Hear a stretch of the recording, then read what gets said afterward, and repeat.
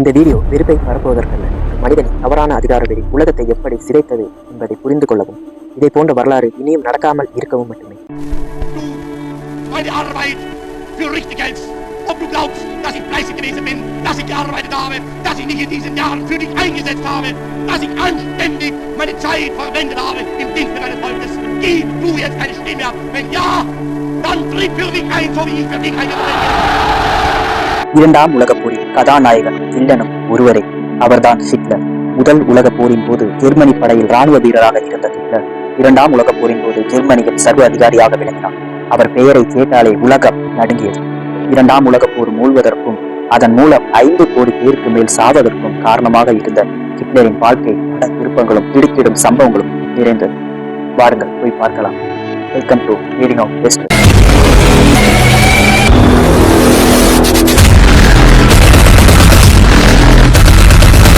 வட ஆஸ்திரியாவில் உள்ள பிரனாவ் என்ற ஊரில் 1889ஆம் ஆண்டு ஏப்ரல் 20ஆம் தேதி பிறந்தவர். இவருடைய தந்தையின் பெயர் அயால்ஸ் கிரப்பர் ஹிட்லர். இவர் சுங்க நாக அதிகாரியாக வேலை பார்த்து வந்தார். இவருக்கு 3 மனைவிகள். 3வது மனைவியான லாராவின் 4வது மகன் ஹிட்லர். பிறந்தது முதலே ஹிட்லர் நோஞ்சனாக இருந்தார். அடிக்கடி காய்ச்சல் வரும். கிட்டத்தட்ட 1 வருடத்திற்கு பிறகுதான் உடம்பு தேறியது. அலோய்ஸ் கண்டிப்பான தந்தை சுங்க அதிகாரியாக பணியாற்றியதால் அடிக்கடி வெளியூர் சென்று விடுவார். அதனால் ஹிட்லருக்கு அம்மாவிடம் செல்ல முடியல. தாய் மீது மிகுந்த பக்தியும் பாசமும் கொண்டவர் ஹிட்லர். பள்ளியில் படிக்கும் போது ஹிட்லர் தான் வகுப்பில் முதல் மாணவர். அலோய்ஸ் ஹிட்லரையும் அரசு பணியில் சேர்க்க விருப்பப்பட்டார். ஆனால் ஹிட்லரின் விருப்பமோ ஓவியராக வேண்டும் என்பது. ஹிட்லர் படிப்பில் ஆர்வம் குறைந்தது. படம் வரைவதில் ஆர்வம் இருந்தது. விரைவிலேயே அழகாக படங்கள் வரையும் ஆற்றல் பெற்றார். மாணவ பருவத்திலேயே நிறைய நாவல்கள் கிடைத்தார். போர்கள் பற்றிய கதைகள் என்றால் நாட்டம் அதிகம். குடிப்பழக்கம் கொண்ட தந்தை ஹிட்லரின் தாயை போதையில் வீசுவது ஹிட்லருக்கு அவரின் மேல் வெறுப்பை அதிகரித்தது. நிதானமாக இருந்தாலும் குடும்பத்தினரை அடிமையாக நடத்துவார். ஹிட்லரின் வீட்டில் உள்ள நாயின் ஒரே மாதிரி தான் நடத்துவார். அடால்ஃப் என்று பெயர் சொல்லி ஹிட்லரை கூப்பிட மாட்டாராம். அலோய்ஸ் ஒரு விசிலை எடுத்து ஊதியதும் ஹிட்லர் ஓடி வந்து அட்டென்ஷனில் நிற்க வேண்டும். 1903ஆம் ஆண்டு ஹிட்லரின் தந்தை இறந்து போனார். தந்தையை கண்டிப்பில்லாமல் வளர்ந்த ஹிட்லர் நாளுக்கு நாள் முரடனாக மாறினார். மாணவர்களுடன் சண்டை போடுவதுடன் ஆசிரியர்களுடனும் மோதுவார். தனது 17வது வயதில் பள்ளி இறுதித் தேர்வில் தேறினார்.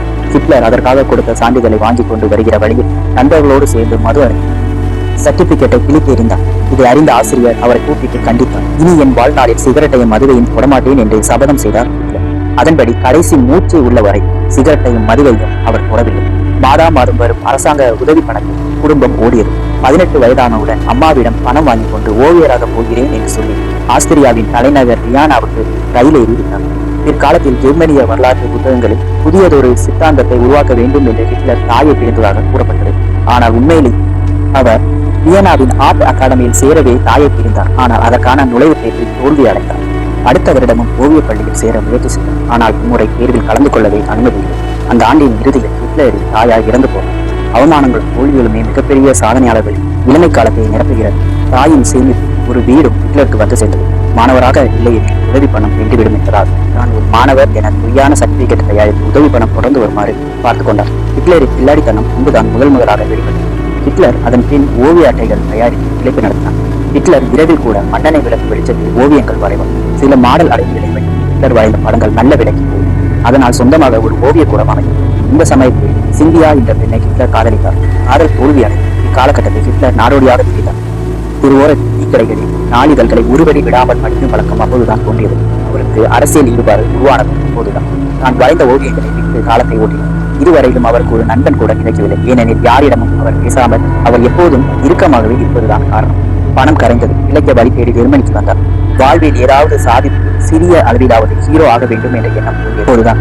ஓவியராக முடியவில்லை. இராணுவத்திலாவது சேரலாம் என்று ஜெர்மனிய இராணுவத்தில் சேர்ந்தார். அப்போது அவருக்கு வயது 25. முதல் உலகப் போர் தொடங்கிய சமயம் 1914 தொடங்கி 1918 வரை நடந்த முதல் உலகப் போரின் போது ஜெர்மனி இராணுவத்தில் சேர்ந்து பணியாற்றினார். அடிமைத்தனமான குழந்தை பருவத்தை தான் ஓவியராகும் முயற்சியிலும் தோல்விட்டு நாடோடியாக பிரிந்த ஹிட்லர் முதல் உலகப் போரின் சமயத்தில் இராணுவத்தில் சோல்ஜராக சேர்ந்தார். அங்கே அவருக்கு ரன்னர் பணி தரப்பட்டது.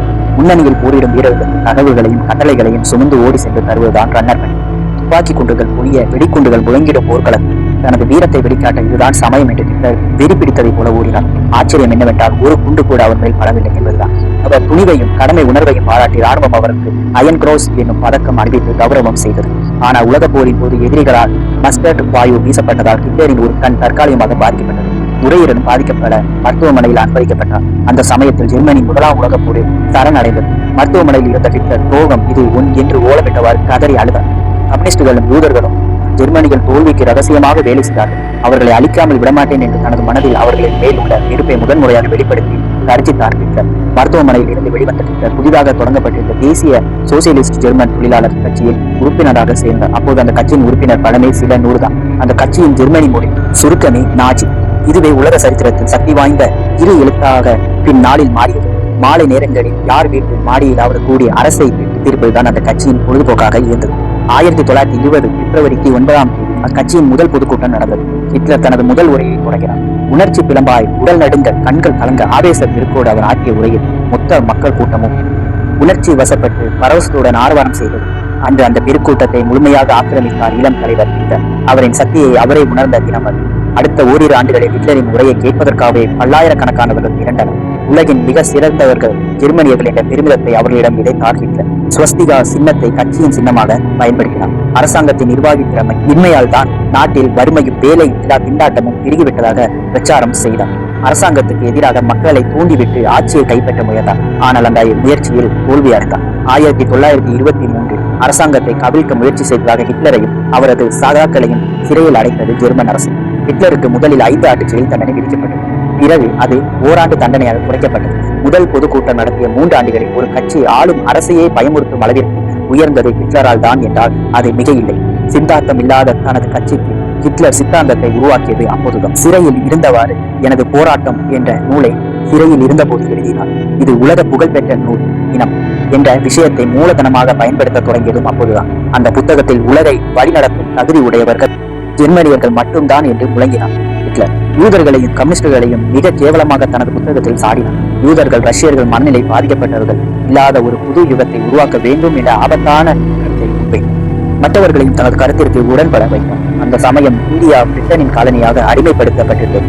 ஹிட்லர் தனது புத்தகத்தில் ரஷ்யா ஜெர்மனியின் இந்தியாவாக இருக்க வேண்டும் என்று குறிப்பிட்டு இருக்கிறார். 1928 நடந்த தேர்தலில் ஹிட்லரின் கட்சி தோல்வி அடைந்தது. ஆனால் ஹிட்லர் சோர்ந்து போய்விடவில்லை. தன்னுடைய கட்சியின் பெயரை நாஜி கட்சி என்று மாற்றி நாடு முழுவதும் தீவிரவாதத்தில் ஈடுபட்டார். அரசாங்கத்துக்கு எதிராக மக்கள் புரட்சிக்கு வழிவகுத்தார். அவருடைய இடைவிடாத உழைப்பும் பேச்சின் வன்மையும் ராஜதந்திரமும் வெற்றி பெற்றன. ஆட்சிக்கு எதிராக மக்கள் கிளர்ந்தெழுந்து பெரும் போராட்டத்தில் ஈடுபட்டனர். ஹிட்லர் பேச்சாற்றலால் கட்சி வியக்கத்தக்க வேகத்தில் வளர்ந்தது. ஆயினும் ஜனாதிபதி தேர்தலில் ஹிண்டன்பெர்க் என்னும் மூத்த தலைவருக்கு எதிராக போட்டியிட்டு தோற்றார். ஆனால் ஹிண்டன்பெர்க் கட்சியினருக்கு ஆட்சி அமைக்க நாஜி கட்சியினரை ஆதரவு தேவைப்பட்டது. எனவே கூட்டணி அரசு ஹிட்லருக்கு சான்சலர் பதவி கிடைத்தது. அதிபருக்கு அடுத்த அதிகாரம் கொண்ட பதவி. ஆனால் ஹிட்லரிடம் இருந்த பயத்தின் காரணமாக அதிகாரங்கள் குறைக்கப்பட்டு தரப்பட்டது. அந்த சமயம் பாராளுமன்ற கட்டிடம் கொளுத்தப்பட்டது. ஜனாதிபதியாக இருந்த ஹிண்டன்பெர்க் மக்கள் போராட்டத்தில் அடிபணிந்தார். 1933 ஜனவரி 30ஆம் தேதி ஹிட்லரை அழைத்து பிரதமராக நியமித்தார். கம்யூனிஸ்டுகளே இதற்கு காரணம் என்று முழங்கி அவர்களை அடக்க அதிகாரங்களை பெற்றுக் கொண்டார். அன்று முதல் ஹிட்லருக்கு ஏறுமுகத்தார். பிரதமராக இவர் பதவியேற்ற 1 வருடத்தில் ஜனாதிபதி ஹிண்டன்பெர்க் மரணமடைந்தார். அவ்வளவுதான். ஜனாதிபதி பதவியை கைப்பற்றிக் கொண்டு எதிர்ப்பாளர்களை எல்லாம் ஒழித்துவிட்டு ஜெர்மனியின் சர்வ அதிகாரியானார் ஹிட்லர். ராணுவ இலாக்காவையும் ராணுவ தலைவர்களை பதவியையும் தானே எடுத்துக்கொண்டார். அரசியல் கட்சிகளை எல்லாம் தடை செய்தார். பாராளுமன்றத்தை கலைத்தார். எதிரிகளை சிறையில் தள்ளினார். இனி ஜெர்மனியில் ஜனநாயகம் என்ற பேச்சுக்கு இடமில்லை என்று அறிவித்தார். யூதர்களை அடியோடு அடிக்க வேண்டும் என்று முடிவு செய்து ஒரு பாவம் அறியாத யூதர்களை கைது செய்து சிறையில் பட்டினி போட்டு சித்திரவதை செய்து கொண்டார். பல இருட்டறைகளில் அடைக்கப்பட்டு விஷ புகையால் கொல்லப்பட்டனர். தினமும் சராசரியாக 6000 முதல் 10,000 பேர் விஷ புகையை விட்டு சாகடிக்கப்பட்டனர். ஹிட்லரால் கொல்லப்பட்ட யூதர்களின் எண்ணிக்கை சுமார் 50 லட்சம். முதல் உலகப் போரில் ஜெர்மனியின் தோல்விக்கு காரணமான பிரிட்டன், பிரான்ஸ் ஆகிய நாடுகளை பழிவாங்க வேண்டும் என்று திட்டமிட்டார். ராணுவத்தை பிரித்தார். ஜெர்மனியின் தரைப்படை, கப்பல் படை, விமானப்படை 3 உலகின் சிறந்த படைகளாக உருவெடுத்தது. உலகத்தையே தன் ஆதிக்கத்தின் கீழ் கொண்டு வர நேரம் நெருங்கிவிட்டதாக நினைத்தார் ஹிட்லர். 1939ஆம் ஆண்டு செப்டம்பர் 1ஆம் தேதி எந்தவித போர் பிரகடனமும் வெளியிடாமல் போலந்து நாட்டின் மீது படையெடுத்தார் ஹிட்லர். பிரிட்டனும் பிரான்சும் இதற்கு எதிர்ப்பு தெரிவித்து போர் பிரகடனம் வெளியிட்ட போதிலும் போரில் நேரடியாக பிடிக்கவில்லை. இதனால் 2 வாரங்களில் போலந்தை கைப்பற்றிக் கொண்டது ஜெர்மன் ராணுவம். இந்த சமயத்தில் ஹிட்லருடன் நட்பு கொண்டார் இத்தாலி சர்வ அதிகாரி முசோலினி.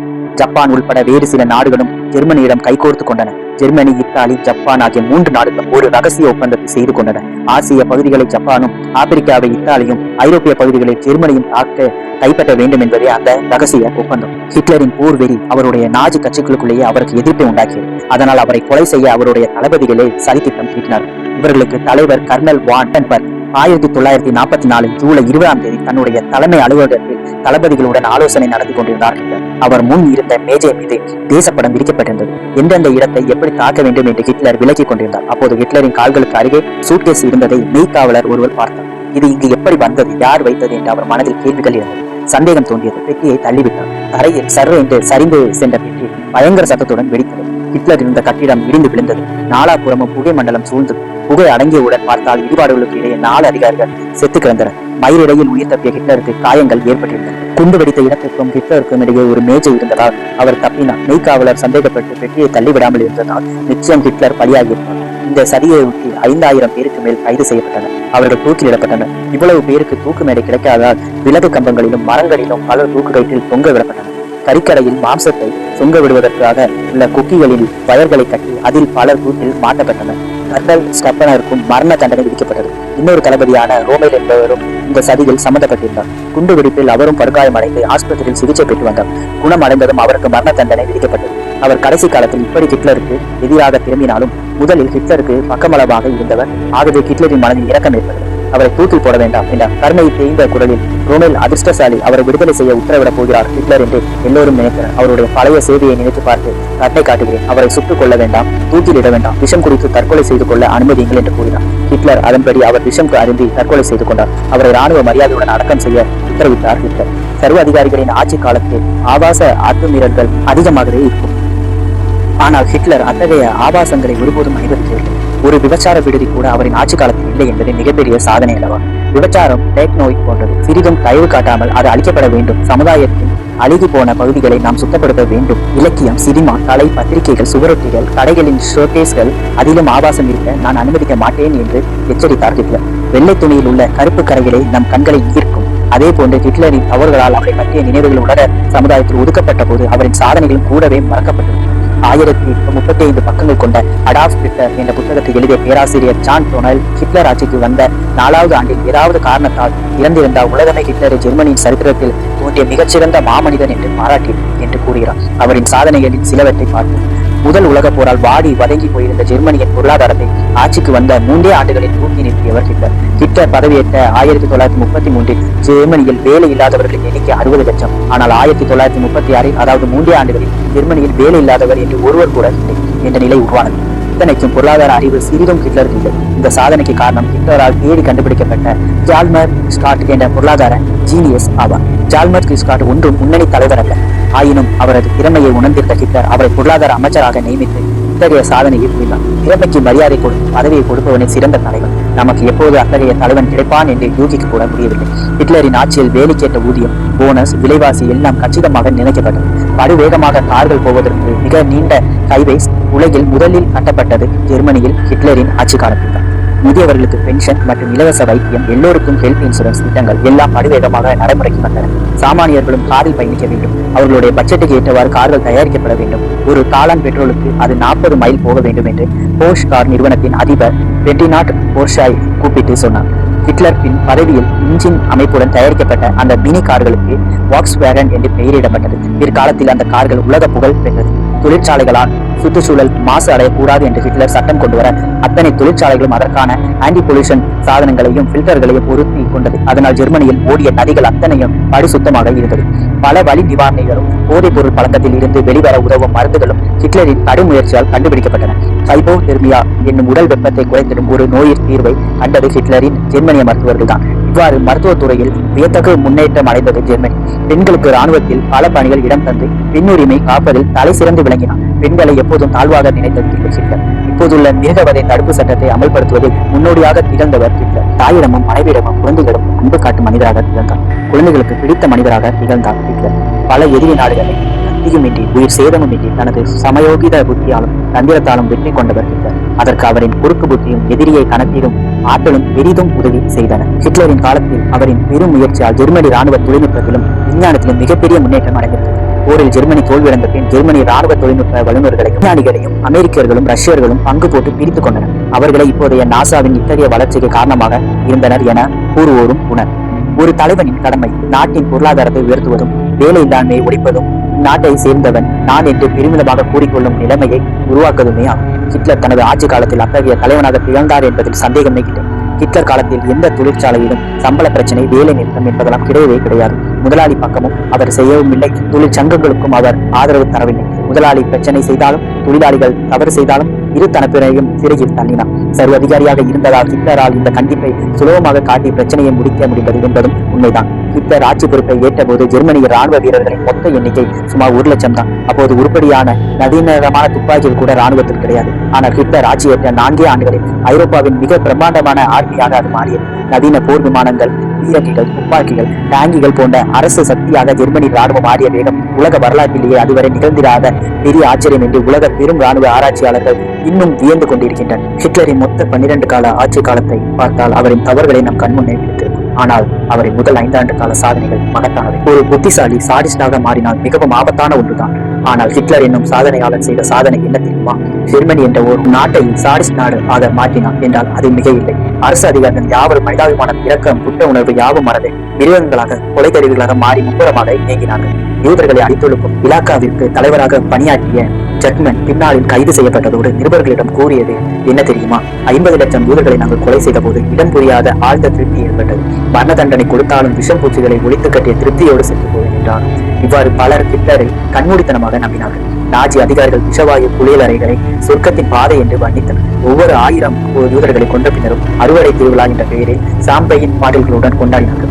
அரசு அதிகாரிகள் யூதர்களை நிற்க வைத்து நெற்றியில் சுட்டால் பரிசு என்கிற ரீதியில் துப்பாக்கி சுடும் போட்டி கூட நடத்தினார்கள். கொலை செய்வதில் புதுமையை விரும்பிய சில அதிகாரிகள் இறந்தவர்களின் பற்கள், எலும்புகள், துகள்கள் ஆக்கப்பட்டு நாஜிகளால் உரமாகவும் சிமெண்ட் கலவைகளோடு கலக்கப்பட்டு நடைபாதைகள் அமைக்கவும் பயன்படுத்தப்பட்டன.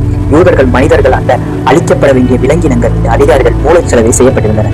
ஆடு மாடுகளின் தோலை கொண்டு பைகள் செய்வது போன்ற ஒரு செயல்தான் இதுவும் என எல்லோரும் நம்பினார்கள். இரும்பு இதயத்துடன் செயல்படுவது பெருமையான விஷயம் என்று அதிகாரிகளுக்கு திரும்ப திரும்ப ஹிட்லரால் எடுத்துக் கொள்ளப்பட்டது. ஒரு முறை அனைத்து அதிகாரிகளையும் தங்கள் செல்ல நாய்களை கூட்டி வர செய்தார் ஹிட்லர். அவற்றை தன் கைகளால் சுட்டு தள்ள வேண்டும் என்று அந்த அதிகாரிகளுக்கு ஆணையிட்டார். காரணம், வீக்னஸ் என்பதே கூடாது என்பதுதான் நாஜி தத்துவமாம். இத்தனையும் மீறி பல அதிகாரிகள் குற்ற உணர்வினால் அவதிப்பட்டார்கள் என்பதும் உண்மை. நியாயம், அநியாயம் பற்றிய சுய நினைவோடு பகுத்தறிவோடு எடை போடும்போது தான் மிருகத்தன்மை அகன்று மனிதன் தலையெடுக்கிறான். அப்படி ஒரு சம்பவமும் ஆவ்விட்ஸ் சிறைச்சாலையில் நிகழ்ந்தது. விஷவாயு செலுத்தப்பட்டு இறந்து போன ஆயிரக்கணக்கானவர்களின் உடல்களை நாஜி அதிகாரிகள் அப்புறப்படுத்தினார்கள். அப்போது கேஸ் கேம்பர் இதில் பல உடல்களுக்கு கீழே 14 வயது பெண் கிடந்தால் உயிரோடு. பல உடல்கள் அவள் மேல் விடுத்து விஷவாயு வீச்சிலிருந்து அவளை காப்பாற்றி இருக்க வேண்டும். உடனே அதிகாரிகள் பரபரப்படைந்தனர். ஒருவர் தேனை சேர்த்துக் கொண்டு வந்தார். பிறந்த மேனியோடு கிடந்த அந்த பெண்ணை தூக்கி வந்து போர்வையால் ஆதரவோடு மூடினார் ஒருவர். சரேரென்று அனைவரிடமும் மாற்றம், மிருகம் அழிந்து மனிதம் துளித்தது. அந்த பெண்ணை தங்கள் குழந்தை போல் பாவித்து சில கண் கலங்கினார்கள். அப்போது அங்கே நுழைந்தார் சிறைச்சாலையின் தலைவர் மல்ஸ்பேல்டு. விஷயத்தை மற்றவர்கள் விவரிக்க நடுங்கியவாறு அமர்ந்திருந்த பெண்ணை பல நிமிடங்கள் தீர்க்கமாக பார்த்தார். அவரது உடல்கள் லேசாக துடித்தன. விரல்கள் நடுங்க கை துப்பாக்கியை எடுத்து எல்லோரும் வேண்டாம் வேண்டாம் என கெஞ்சியதை காதில் வாங்காமல் அந்த பெண்ணை நெட்டி போட்டில் சுட்டுக் கொண்டார். கொன்றதும் அவர் கூறியது என்ன தெரியுமா? இந்த தகவல் தெரிந்தால் தலைவரால் நம் அத்தனை பேரின் கதியும் என்னவாகும் என்று தெரியுமா உங்கள் அனைவருக்கும் என்றானாம். ஆம், இரக்கமும் மனிதமும் துளித்த சில இடங்களிலும் ஹிட்லர் பற்றிய பயம் அதிகமாக இருந்ததால் அதிகாரிகள் அனைவரும் எமத தூதர்களாக செயல்பட்டனர். அந்த அளவுக்கு ஹிட்லர் ஏதோ நெருக்கமாக நின்று தங்களை உற்று கவனிப்பது போன்ற அச்சமும் நடுக்கமான நம்பிக்கையும் அனைவரிடமும் நீடித்து இந்த ஹிட்லரின் காதலி. ஜெர்மனி தலைநகரான பெர்லினில் ஒரு சுரங்கம் அமைத்து அதில் தங்கியிருந்தார் ஹிட்லர். பாதாள அறையின் கூரை மட்டும் 16 அடி பருமனுக்கு இரும்பும் சிமெண்டும் கொண்டு குண்டு வீச்சினால் சேதமடைய முடியாத அளவுக்கு மிக உறுதியாக கட்டப்பட்டிருந்தது. ஹிட்லரின் அலுவலகமும் படுக்கை அறையும் அங்கேதான் இருந்தன. 15 அடி நீளமும் 10 அடி அகலமும் கொண்டதை குளியலறையும் அத்துடன் இணைக்கப்பட்டிருந்தது. 1945 ஜனவரி 16ஆம் தேதி முதல் ஹிட்லர் இங்கு வசிக்கலானார்.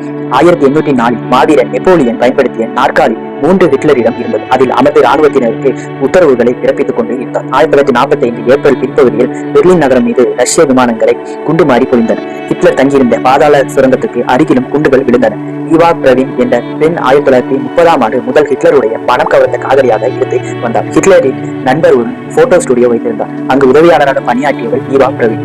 நண்பரின் போட்டோ ஸ்டுடியோவுக்கு ஹிட்லர் அடிக்கடி போவார். அப்போது அவருக்கும் ஈவாவுக்கும் பழக்கம் ஏற்பட்டு காதலாக கணிந்தது. ஈவா பிரானிடம் ஹிட்லரை உயிருக்கு உயிராக நேசித்தார். அதனால் மனைவி என்ற அந்தஸ்து கிடைக்காவிட்டாலும் ஹிட்லருடன் சேர்ந்து வாழ்ந்து வந்தார். முசோலினி சிறை வைக்கப்பட்ட சம்பவம் ஹிட்லருக்கு அதிர்ச்சி அளித்தது. தன் ஆத்ம நம்பரை விடுவிக்க முடிவு செய்தார். பகிரங்கமாக படையெடுத்து சென்று முசோலினியை விடுவிப்பது முடியாத காரியம் என்பதை போர்க்கலையில் வல்லவரான ஹிட்லர் அறிந்திருந்தார். முசோலினியை மீட்க தனது ரகசிய படையை அனுப்பினார். ரகசிய படையினர் முசோலினி இருக்கும் இடத்தை கண்டுபிடித்து முசோலினி அவர் குடும்பத்தையும் மீட்டனர். வடக்கு இத்தாலியில் முசோலினிக்கு ஓரளவு ஆதரவு மனைவியுடனும் காதலி கிளாராவுடனும் அங்கு தப்பி சென்றார். அங்கு ஒரு பொம்மை அரசாங்கத்தை அமைத்துக் கொண்டார். இத்தாலியின் உண்மையான அதிபர் நானே என்று பிரகடனம் செய்தார். அப்போது இத்தாலி விடுதலை இயக்கம் என்ற புரட்சிகர இயக்கமே தோன்றியது. இத்தாலி முழுவதும் புரட்சிக்காரர்கள் கலவரத்தில் ஈடுபட்டனர். முசோலினியை பிடித்து கொலை செய்வது என்று புரட்சிக்காரர்கள் சபதம் எடுத்துக் கொண்டனர். புரட்சிக்காரர்களால் தனக்கு ஆபத்து ஏற்படும் என்பதை உணர்ந்து கொண்ட முசோலினி அண்டை நாடான சுவிட்சர்லாந்திற்கு தப்பி ஓட முடிவு செய்தார். ராணுவ லாரிகளில் தனது 2 குடும்பத்தினரையும் அழைத்துக் கொண்டு புறப்பட்டார். ஆனால் வழியிலேயே அந்த லாரிகளை புரட்சிக்காரர்கள் மடக்கினார்கள். முசோலினியை கைது செய்தார்கள். இதை கண்ட முசோலினியின் காதலி கிளாரா அலறி கொண்டு லாரியிலிருந்து குதித்தார். அவளையும் புரட்சிக்காரர்கள் பிடித்துக் கொண்டனர். முசோலினியின் மனைவி லாரிக்குள் பதுங்கிக் கொண்டதால் அவள் புரட்சிக்காரர்கள் கண்ணில் படவில்லை. இது நடந்தது 1945ஆம் ஆண்டு ஏப்ரல் 22 அன்று டோங்கோ நகரில் ஒரு அறையில் முசோலினியும் கிளாராவும் அடைத்து வைக்கப்பட்டனர். மறுநாள் அவர்களை புரட்சிக்காரர்கள் ஒரு காரில் அழைத்து சென்றனர். மலைப்பகுதியில் இருந்து கார் கீழே இறங்கியதும் முசோலினியும் காதலி கிளாராவையும் கீழே இறங்க சொன்னார்கள். கீழே இறங்கியதும் அவர்களை நடுரோட்டில் நிற்க வைத்தார்கள். தங்களை சுடப்போகிறார்கள் என்பதை உணர்ந்து கொண்ட கிளாரா முசோலினியின் முன்னால் வந்து நின்று முதலில் எண்ணெய் சுடுங்கள் என்றார். இயந்திர துப்பாக்கிகளால் புரட்சிக்காரர்கள் சராமாரியாக சுட்டார்கள். இருவர் உடலுக்குள்ளும் துளைக்கப்பட்டு இரத்த வெள்ளத்தில் மிதந்தனர். முசோலினிக்கு உதவியாக இருந்த வேறு சிலரையும் சுட்டுக் கொண்டார்கள். முசோலினி உடலையும் மற்றவர்களின் உடலையும் புரட்சிக்காரர்கள் மிலான் நகருக்கு கொண்டு சென்றார்கள். அங்கு விளக்கு கம்பத்தை தலைகீழாக கொண்டிருந்தார். அன்று மாலை உடல் இறக்கப்பட்டு அடையாளம் தெரியாத இடத்திற்கு கொண்டு செல்லப்பட்டு புதைக்கப்பட்டு 1945 ஏப்ரல் 30 இரவு 9 மணி மாலை 4 மணி இத்தாலிய சர்வாதிகாரி முசோலினி அவர் மனைவியின் எதிர்ப்பாளர்களால் சுட்டுக் கொல்லப்பட்டனர் என்று ஸ்வீடன் நாட்டு ரேடியோ அறிவித்தது. ரேடியோ செய்தியை ஹிட்லர் நேரடியாக முசோலினியின் முடிவு ஹிட்லருக்கு மிகுந்த வேதனையை உண்டாக்கியது. அன்று இரவு 12 மணி பெர்லின் நகரம் முற்றிலுமாக ரஷ்ய படைகள் வசமாகிவிட்டது என்றும் எந்த நேரத்திலும் சுதந்திர மாளிகை தகர்க்கப்படலாம் என்றும் ஹிட்லருக்கு தகவல்கள். ஹிட்லரின் முகம் இருண்டது. மௌனமாக இருந்து தன் தோழர்களுடன் கை குலுக்கினார். 1945ஆம் ஆண்டு ஏப்ரல் 25 பெர்லின் நகரை ரஷ்ய படைகள் சூழ்ந்து கொண்டு விமானங்கள் சுட்டு மாறி போல் பொழிந்து கொண்டிருந்தது. எந்த நேரத்திலும் ரஷ்ய படைகள் பெர்லின் நகருக்குள் புகுந்து விடலாம் என்கிற நிலை. எதிரிகளிடம் யுத்த கைதிகளால் பிடிப்பட்டால் தன் நிலை என்னவாகும் என்பதை உணர்ந்தார் ஹிட்லர். எதிரிகளிடம் சிக்குவதற்குள் தற்கொலை செய்து கொள்வதை மேல் என்ற முடிவுக்கு வந்தார். தன் முடிவை காதலி ஈவா பிரவுனிடம் தெரிவித்தார். ஹிட்லரின் முடிவை கேட்டு ஈவா பிரவுன் இழுக்கிறவில்லை. வாழ்வீரம் உங்களுடன் சாவிதம் உங்களுடன் நான் இருப்பேன். உங்களுடன் நான் தற்கொலை செய்து கொள்வேன் என்றார். ஏப்ரல் 27 ஹிட்லரின் பிறந்த நாளையொட்டி பாதாள அறையில் விருந்து நடந்தது. ஹிட்லரின் உயிர் நண்பனான கோயபல்ஸ் மற்றும் ராணுவ தலைமைகள் வந்திருந்தனர். ஹிட்லருக்கு பிறந்த நாள் வாழ்த்து பாடலை ஈவா பிரவுன் பாடினார். மறுநாள் ஏப்ரல் 28 ஹிட்லர் ஈவா பிரவுனுடன் திருமணம் நடந்தது. அன்று காலையிலேயே தன் அறையை அலங்கரிக்குமாறு உதவியாளருக்கு ஹிட்லர் உத்தரவிட்டார். அதன்படி அறை அலங்கரிக்கப்பட்டது. சட்டப்படி திருமண பதிவு செய்ய நகர சபை அதிகாரி அழைக்கப்பட்டார். திருமண பதிவு பத்திரத்தில் ஹிட்லரும் ஈவா பிரவுனும் கையெழுத்திட்டனர். கோயபல்ஸும் மற்றொருவரும் சாட்சிகளாக கையெழுத்திட்டனர். பிறகு விருந்து நடந்தது. ஹிட்லரின் நண்பர்கள் மது அருந்தினார்கள். ஹிட்லர் தேடினர். தங்கள் வாழ்க்கை இன்னும் சில நாட்களில் முடிய போகிறது என்பதை அறிந்திருந்தவர்கள் கவலையை மறக்க ஆடி பாடி விடிய விடிய கேளிக்கைகள் நடந்தன. காலை 6 மணிக்கு தான் ஹிட்லரும் ஈவாவும் படுக்க சென்றனர். காலை 11 மணிக்கு தன் மேடை எழுதும்படி மனைவி ஈவாவிடம் கூறினார் ஹிட்லர். அவர் கூற ஈவா உயிர் வருவார். வாழ்விலும் தாழ்விலும் என்னோடு இருந்து என் இன்ப துன்பங்களில் எல்லாம் பங்கு கொண்ட ஈவா பிரவுனை என் வாழ்வின் கடைசி கட்டத்திலாவது மணந்து கொண்டு கௌரவிக்க வேண்டும் என்று முடிவு செய்தேன். அதன்படி மணந்து கொண்டேன். நாங்கள் இறந்த பிறகு எந்த ஜெர்மன் நாட்டு மண்ணுக்காக கடந்த 12 ஆண்டு காலமாக பாடுபட்டு வந்தேனும் அந்த ஜெர்மன் மண்ணிலே என்னையும் ஈவாயும் உடனேயே எரித்து விட வேண்டும். இதுவே என் கடைசி ஆசை. என் சொத்துக்கள் எல்லாம் எனக்கு பிறகு என் கட்சிக்கு சேர வேண்டும். கட்சி அழித்து விட்டால் நாட்டுக்கு சேர வேண்டும். இதுவே ஹிட்லரின். அன்று மாலை தன் தளபதிகள், அமைச்சர்கள், அந்தரங்க உதவியாளர்கள் கூட்டத்தை ஹிட்லர் கூட்டினார். அந்த கூட்டத்தில் அவர் பேசியதாவது: ஜெர்மனி நாட்டு மக்கள் எப்போதும் போராடி கொண்டிருக்க வேண்டும் என்ற எண்ணம் எனக்கும் கொஞ்சமும் கிடையாது. சமாதானத்தை விரும்புகிறேன். போருக்கு காரணம் அல்லாதவர்கள் தான். ஜெர்மனி நாட்டு மக்களின் வீரத்திற்கும் தேசபக்திற்கும் இந்த போர் மிகச்சிறந்த எடுத்துக்காட்டு. இன்று இல்லாவிட்டாலும் நாளை ஜெர்மனி வெற்றி பெறும். இந்த போரில் நான் இறக்க நேர்ந்தால் மகிழ்ச்சியுடன் மரணத்தை தழுவுவேன். ஒரு போதும் எதிரிகளின் கையில் சிக்கி அவமானம் அடைய மாட்டேன். இது உறுதி. இவ்வாறு ஹிட்லர் இந்த நாட்டு தலைவர் என்ற முறையில் மக்களுக்கு இறுதி சாசனம் ஒன்று எழுதினார். அந்த சாசனம் வருமாறு முதல் உலகப் போரில் ஒரு சாதாரண போர் வீரனாக கலந்து கொண்டவர். அது நடந்து 30 ஆண்டுகள் ஓடிவிட்டது. ஜெர்மனி மண்ணின் மீதும் மக்கள் மீதும் நான் கொண்ட பற்றும் பாசமும் தான் என்னை வழிநடத்தியது. கடந்த 30 ஆண்டுகளாக என் சக்தி முழுவதையும் என் தாய் நாட்டின் மேன்மைக்காக செலவிட்டேன். இந்த போருக்கு நானே மூல காரணம். யாரும் நினைக்க வேண்டாம். ஏனென்றால் போர் வெறி கூடாது, ஆயுத குறைப்பு செய்ய வேண்டும் என்று நானே வலியுறுத்தியிருக்கிறேன். முதல் உலகப் போருக்கு பிறகு இப்படி 2வது உலகப் போர் மூலம் என்று நான் சற்றும் நினைக்கவில்லை. எப்படியோ போர் மூண்டுவிட்டது. இந்த போரினால் நம் நாடு சந்தித்த பயங்கர விளைவுகள், நாசமாக்கப்பட்ட பிரம்மாண்டமான மாளிகைகள், தரைமட்டமாக்கப்பட்ட கலையம் சம்மிக்க நினைவு சின்னங்கள் யாவும் நம் மீது உலக நாடு நடத்திய கோர தாக்குதலை நம்முடைய பிற்கால சந்ததியினருக்கு உணர்த்தி கொண்டே இருக்கும். இந்த போருக்கு காரணமானவர்களை பார்க்கும் போதெல்லாம் ஒவ்வொரு ஜெர்மனிகளுக்கும் உணர்ச்சியும் எழுச்சியும் ஏற்படும். இவ்வாறு இறுதி சாசனம் எழுதி கையெழுத்திட்டார். பிறகு தன் அந்தரங்க உதவியாளரை அழைத்து, நானும் இவாவும் ஒன்றாக இறந்துவிடப் போகிறோம். நாங்கள் இறந்த பின் எங்கள் உடல்களை ஒரு போர்வையில் சுருட்டி பெட்ரோல் ஊற்றி எரித்து சாம்பலாக்கி விடுங்கள். எங்கள் அறையில் உள்ள கடிதங்கள், டைரிகள், என் உடைகள், என் பேனா, கண்ணாடி முதலிய பொருட்களை சேகரித்து உண்டு விடாமல் எரித்து விடுங்கள் என்று கூறிவிட்டு மனைவியையும் அழைத்துக் கொண்டு தன் அறைக்கே சென்றார். அறைக்கதவு சாத்தப்பட்டது. வெகு நேரமாகியும் கதவு திறக்கப்படவில்லை. ஹிட்லரும் ஈவாவும் என்ன ஆனார்கள் என்று வெளியே இருந்தவர்களுக்கு தெரியவில்லை.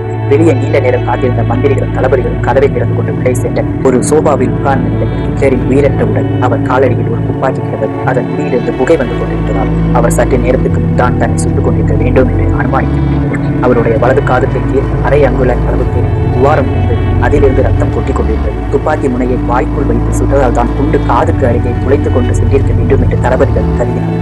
ஹிட்லரின் வலது கரம் ஒரு புகைப்படத்தை மார்போடு அணைக்கப்பட்டிருந்தது. அந்த படம் ஹிட்லரின் தாயாரின் புகைப்படம். தாயின் மீது ஹிட்லர் கொண்டிருந்த பாசத்தை அவர் நண்பர்கள் கண்ணீர் சிந்தி ஹிட்லர் உடலில் இருந்த சோபாவில் சாய்ந்தபடி தினமாக இருந்தார். அவனுடைய மனைவி ஈவா வெள்ளை புள்ளிகளோடு கூடிய கருநீல மாக்சி உடை அணிந்திருந்தார். அவள் உடலில் நீளம் பாய்ந்தது. எனவே அவள் சைனைடு விஷம் சாப்பிட்டிருக்க வேண்டும் என்பது புலனாகியது. ஹிட்லர் உடலையும் ஈவா உடலில் உதவியாளர்கள் ஒரு கம்பளி போர்வையில் சுற்றினார். பிறகு அந்த உடல்களை அந்த அறையிலிருந்து தலைமை செயலர் தோட்டத்தில் தூக்கி கொண்டு போனார். அங்கே பெட்ரோலையும் எரிவாயுவையும் கொண்டு ஒரு உடல்களையும் இடித்து சாம்பலாக்கினார். சில மணி நேரம் கழித்து அங்கு வந்த ரஷ்ய படையினர் ஹிட்லரை காணாமல் திகைத்து போனார். அவர் தற்கொலை செய்து கொண்டதும் இனம் எரிக்கப்பட்டதும் பிறகுதான் தெரிந்தது. எனினும் ஹிட்லர் சாகவில்லை, தலைமறைவாக இருக்கிறார் என்று நீண்ட காலம் நம்பியவர்கள் ஏராளம். போன ஹெய்ட்ஸருக்கு 81 வயது இருக்கும். முதல் உலகப் போர் முடிந்ததும் ஜெர்மனி முழுவதுமாக சரணடைந்து பொருளாதாரத்தில் அதாள பாதாளத்தில் தள்ளிவிட்டுவிட்டு நெதர்லாந்தில் குடிபெயர்ந்து கொண்டார். ஒவ்வொரு நாளும் ஜெர்மன் மக்கள் பசியிலும் பஞ்சத்திலும் மாண்டு கொண்டிருந்தனர். அந்த நிலையிலும் பிரான்சுக்கு முதல் உலகப் போரில் நஷ்ட ஈடு கொடுப்பதை பற்றி ஜெர்மனிக்கு ஆணை வந்து கொண்டு வருகிறது. தன்னால் ஜெர்மனி பெரிய நஷ்டத்தை சந்தித்தது நினைத்து கெய்சர் கவலைப்படவில்லை. நெதர்லாந்தில் சந்தோஷமாக இருந்தார். ஏதோ ஹிட்லர் தலை தூக்கிய பிறகு ஜெர்மனி வெகுண்டு எழுந்திருக்கிறது என்பது யாராலும் மறுக்க முடியாது. முதல் உலகப் போர் ஜெர்மனியின் தோல்விக்கு யூதர்கள் கம்யூனிஸ்டுகள் என்று சர்வ காலமும் சொல்லிக் கொண்டு இருக்கும் ஹிட்லர் கெய்சர் மீது மரியாதை வைத்திருந்தார். அவர் மன்னனாக இருக்கும்போது அவர் படையில் இராணுவ வீரனாக இருந்திருக்கிறேன். சரணாகதியை எந்த மன்னரும் விரும்ப மாட்டார். ஜெர்மனி சரணடைய வேண்டும் என்று முடிவு எடுக்கும் போது அவர் மனம் எவ்வளவு பாடுபட்டிருக்கும். பல தலைமுறைகளாக ஆண்டவர்களுக்கு மனம் துவண்டு போயிருக்கும் என்று ஹிட்லர் அவருக்காக வருந்தினார். ஹிட்லருக்கு யூதர்கள் கம்யூனிஸ்டுகள் மீது இருக்கும் கோபத்தில் பாதி கூட மன்னர் மீது இல்லை, இரக்கமும் அனுதாபம் மட்டுமே இருக்கிறது. யூதர்களின் சூழ்ச்சியால் தானே அவர் போரில் சரணடைய வேண்டியதாக இருந்தது. இல்லை என்றால் மன்னர் இறுதி வரை போராடியிருப்பார் என்று ஹிட்லரின் கருத்தாக இருந்தது. அது மட்டுமில்லாமல் யூதர்கள் கம்யூனிஸ்டுகள் யுத்தத்தை தள்ளி நின்று வேடிக்கை பார்த்தவர்கள். மன்னர் யுத்தத்தின் ஒவ்வொரு போக்கையும் தீர்மானித்தவர். என்னதான் இருந்தாலும் அவர் ஜெர்மனியில் மன்னர். ஜெர்மனியின் முன்னேற்றத்திற்கும் வளர்ச்சிக்கும் நாகரிகத்திற்கும் மன்னரின் குடும்பம் அரும்பாடுபட்டிருக்கிறது. அதற்கு ஜெர்மனியும் நாஜி வீரர்கள் என்றும் கடமைப்பட்டிருக்கிறது. ஜெர்மனியை முன்னேற்ற பாதையில் அழைத்து சென்றாலும் ஜெர்மனை பார்த்து பல நாடுகள் அஞ்சினாலும் பெரிய சர்வாதிகாரியாக ஹிட்லர் திகழ்ந்தாலும் அவரை தன் நாட்டின் மன்னராக தான் நினைத்தார். இறந்த மன்னரின் கெய்சரின் உடலை ஜெர்மனிக்கு எடுத்து தகுந்த அரசு மரியாதையுடன் அடக்கம் செய்ய வேண்டும் என்று ஹிட்லர் கூறினார். யுத்த வேலைகள் 1000 இருக்கிறது. எவ்வளவு இராணுவப்படை அனுப்ப வேண்டும், எங்கு என்ன ஆயுதம் அனுப்ப வேண்டும், திட்டங்கள் வகுக்க வேண்டும், தாக்குதல் பற்றி பேசியாக வேண்டும். இதை பற்றியெல்லாம் பேசுவதை விட்டு சராசரி அரசியல்வாதி போல் ஓடிப்போன மன்னரை ஜெர்மனிக்கு எடுத்து வந்து அரசு மரியாதையோடு அடக்கம் செய்ய வேண்டும் என்று சொல்கிறாரே, இது இப்போதைக்கு தேவையா? அவருக்காக ஹிட்லர் மரியாதை செலுத்தினாலும் அவர் மீது இருக்கும் விமர்சனம் மாறிவிடப் போகிறதா என்பது ஹிட்லரின் தளபதிகள் வேலையாட்கள் நினைத்துக் கொண்டனர். ஒருவருக்கும் ஹிட்லர் முன் நின்று பேச தைரியமில்லை. ஜெர்மனியில் முதல் உலகப் போரின் தோல்வியின் வஞ்சம் தான் 2ஆம் உலகப் போர் என்று சொல்லி வந்த நிலையில் 2ஆம் கெய்சர் மீது ஹிட்லருக்கு இருந்த மரியாதை இதை காட்டுகிறது. ஆனால் 2ஆம் கெய்சர் ஜெர்மனிக்கு செல்வதை விரும்பவில்லை. ஜெர்மன் துருப்புகள் மீது வெறுப்பு கொண்டிருந்தார். எக்காரணத்திற்காகவும் தனது உடல் ஜெர்மனுக்கு எடுத்து செல்லக்கூடாது என்று கூறியிருந்தார். அவரின் விருப்பப்படி அவர் இறந்த பிறகு அவரது உடலை ஜெர்மனுக்கு அனுப்பாமல் நெதர்லாந்திலேயே அடக்கம் செய்தனர். இருந்தாலும் நாஜிகள் அவருக்கு செலுத்த வேண்டிய இறுதி மரியாதையை செலுத்தினர். ஹிட்லர் ஜெர்மனியை பெரிய வல்லரசாக மாற்றப் போவதை பார்க்காமல் 2ஆம் கெய்சர் இறந்து விட்டார். என்ற வருத்தத்தை போக்கதான் அவரது உடலாவது ஜெர்மனியில் அடக்கம் செய்ய வேண்டும் என்று விரும்பினார். அதை அவர் விரும்பவில்லை என்ற வருத்தத்தை காட்டிக்கொள்ள முடியாத சூழ்நிலை 2ஆம் உலக யுத்தம் அவரின் நேரத்தை எடுத்துக்கொண்டு இருந்தது. முன்னாள் ஜனாதிபதிக்கு இறுதி மரியாதை செலுத்த சென்ற ஒரு அரசியல் தலைவர் கண்ணீர் சிந்தி அழும்போது நடிக்க தெரியாத மனிதர் என்று இணையதளம் புகழாரம் சூட்டினார்கள். அவர் நல்ல தலைவர் என்றால் பல வல்லரசு நாடுகளுடன் யுத்தம் நடத்தி கொண்டிருக்கும் போது தனது பழைய மன்னருக்கு இறுதி மரியாதை கொடுக்க நினைப்பது அதைவிட பெரிய உயர்ந்த குணம். காது வரை மீசை வளர்த்தால் வீரம் என்று நினைத்தவர்கள் மத்தியில் தன் அரை இன்ச் மீசையில் உலகை அளந்து பார்த்தவர் ஹிட்லர் என்று சொன்னவுடன் நினைவுக்கு வருவது சர்வாதிகாரமும் அவன் செய்த கொலைகளும் தான். அடிப்படையில் நல்ல ஓவியர், ஜெர்மன் நாட்டின் படை வீரன் என்று தன் வாழ்க்கையை தொடங்கியவர். உலகத்தை வியக்கும் அளவிற்கு மட்டுமல்லாமல் அச்சுறுத்தும் அளவிற்கு வளர்ந்தவர். இன்றும் ஹிட்லரை கெட்டவன் படுகொலை செய்தவராக தான் உலகம் பார்த்து கொண்டிருக்கிறது. ஒவ்வொரு மனிதனுக்குள்ளும் ஒரு ஹிட்லர் இருக்கிறான். ஹிட்லர் விமர்சிப்பவர்களுக்கும் வெறுப்பவர்களுக்கும் சில சமயம் ஹிட்லரை ரோல் மாடலாக இருந்திருக்கிறார். உதாரணத்திற்கு யூதர்களை பல லட்ச பேரை கொண்டு குவித்ததாக குற்றம் சுமத்தும் உலகம் யூத தேசமான இஸ்ரேல் பல லட்ச பாலஸ்தீனியர்களை கொண்டு குவித்து வருகிறது. இஸ்ரேலுக்கு ரோல் மாடல் ஹிட்லர் என்பதை அவர்களும் மறக்க முடியாது. மாணவர் விடுதியை எடுத்துக் கொள்ளுங்கள். விடுதியின் காப்பாளர் விடுதியை கண்டிப்பாக வைத்துக் கொண்டால் அந்த காப்பாளருக்கு ஹிட்லர் என்ற புனை பெயர் வைப்பார்கள். ஆசிரியர் கண்டிப்பாக இருந்தாலும் அவர்களுக்கும் இதே பெயர் தான். வீட்டில் தந்தை சொல்வதுதான் செய்ய வேண்டும், யாரும் அவரை ஏற்று பேசக்கூடாது என்று இருந்தால் அந்த வீட்டில் ஹிட்லர் ராஜ்யம் என்றே கேலி செய்யும். ஹிட்லரை நாம் மறைமுகமாக அங்கீகரித்திருக்கிறோம் என்பதற்கு இதுவே சாட்சி. ஹிட்லரின் சர்வாதிகாரத்தை கேலி பேசுகிறவர்கள் இன்னும் ஒவ்வொரு நாட்டு ராணுவத்திலும் ஹிட்லர் முறையை தான் பயன்படுத்துகிறார்கள். ஹிட்லரின் சர்வாதிகாரம் ஜனநாயகத்திற்கு எதிரானது என்றாலும் ராணுவத்தில் சர்வாதிகார ஆட்சியை தான் பின்பற்றுகிறார்கள். போர் நடக்கும் போது வீரனின் தாய் அல்லது மனைவி இறந்தாலும் அவன் போருக்கு தான் செல்ல வேண்டும். இந்த முறைகள் எல்லாம் ஹிட்லர் கையாண்டது.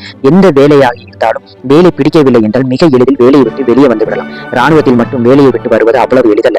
காரணம் ராணுவத்தில் வேலையாக கருதவில்லை, நாட்டின் சேவையாகவே கருதுகிறார்கள். ஒருவர் குடும்பத்திற்காக போரை விட்டு சென்றால் மற்றவர்களும் தங்கள் குடும்பத்தை நினைக்க தொடங்கி விடுவார்கள். இதனால் போரில் கிடைக்கும் வெற்றியை பாதிக்கும். போர் சமயத்தில் ஒருவனின் உணர்வுகளுக்கு மதிப்பு கொடுத்து ஊருக்கு அனுப்பினால் ஒவ்வொருவரும் ஒவ்வொரு காரணம் சொல்லி ஊருக்கு செல்ல பார்ப்பார்கள். அதனால் ராணுவத்துறையில் மட்டும் உணர்வுகளுக்கு மதிப்பு கொடுக்காமல் நாட்டின் வெற்றியை மட்டும் மனதில் வைத்திருக்க வேண்டும். ராணுவ வீரர்கள் சற்றும் மன தளராமல் இருப்பதற்காக சர்வதிகார முறையை கையாள்கிறார்கள். சர்வதிகார முறை இருப்பதால் எல்லா வீரர்களும் தங்கள் மேலாளர்களின் கட்டளை கீழ்ப்பணிவது தங்கள் கடமையாக கொண்டுள்ளனர். ராணுவ விதிப்படி மேலாளர் கட்டளை கீழ் பணியாதவர்கள் தண்டிக்கிறார்கள். அந்த சமயத்தில் ஜனநாயகத்தையும் மனித உணர்வுகளையும் பற்றி பேசிக் கொண்டிருந்தால் கார்கில் யுத்தத்தில் வெற்றி பெற்றிருக்க முடியாது. ராணுவத்துறையில் மட்டும் ஹிட்லர் கையாண்ட சர்வதிகார முறையே சரியானது என்று உலக நாடுகள் அனைத்தும் ஏற்றுக்கொண்ட ஒன்று. இதில் ஹிட்லர் ஒரு படி மேலே சென்று நாட்டையே ராணுவ களமாக மாற்ற நினைப்பதால் அவர் சர்வாதிகாரி உருவம் எடுக்க வேண்டியதாக இருந்தது. ஹிட்லருக்கு முன்பு பின்பும் பல சர்வாதிகாரிகள் இருந்திருக்கிறார்கள். ஆனால் சர்வாதிகாரிக்கு ஒரு உருவம் கொடுத்தவர் ஹிட்லர் தான். ஹிட்லரை போல் தனது நாட்டு குடிமக்களை ராணுவத்தில் சேர்த்த உற்சாகமூட்டிய தலைவர்கள் யாரும் இல்லை. வேலையில்லாமல் தவறான பாதையில் சென்று கொண்டு இருந்த ஜெர்மனியர்களை சரியான பாதையை காட்டி தேசப்பட்டோடு ராணுவத்தில் சேர்க்க உத்வேகமாக இருந்தார். ராணுவத்தில் சேருபவர்கள் நாட்டுப்பட்டோடு பாலியல் உணர்ச்சியில் இருந்து விடுபட்ட தேக பயிற்சி செய்த உற்சாகமூட்டினார். போரின் போது தனது வீரர்களின் கவனம் சிறாமல் இருக்க பாலியல் இச்சைக்கு பெண் பொம்மை கொடுத்தார்.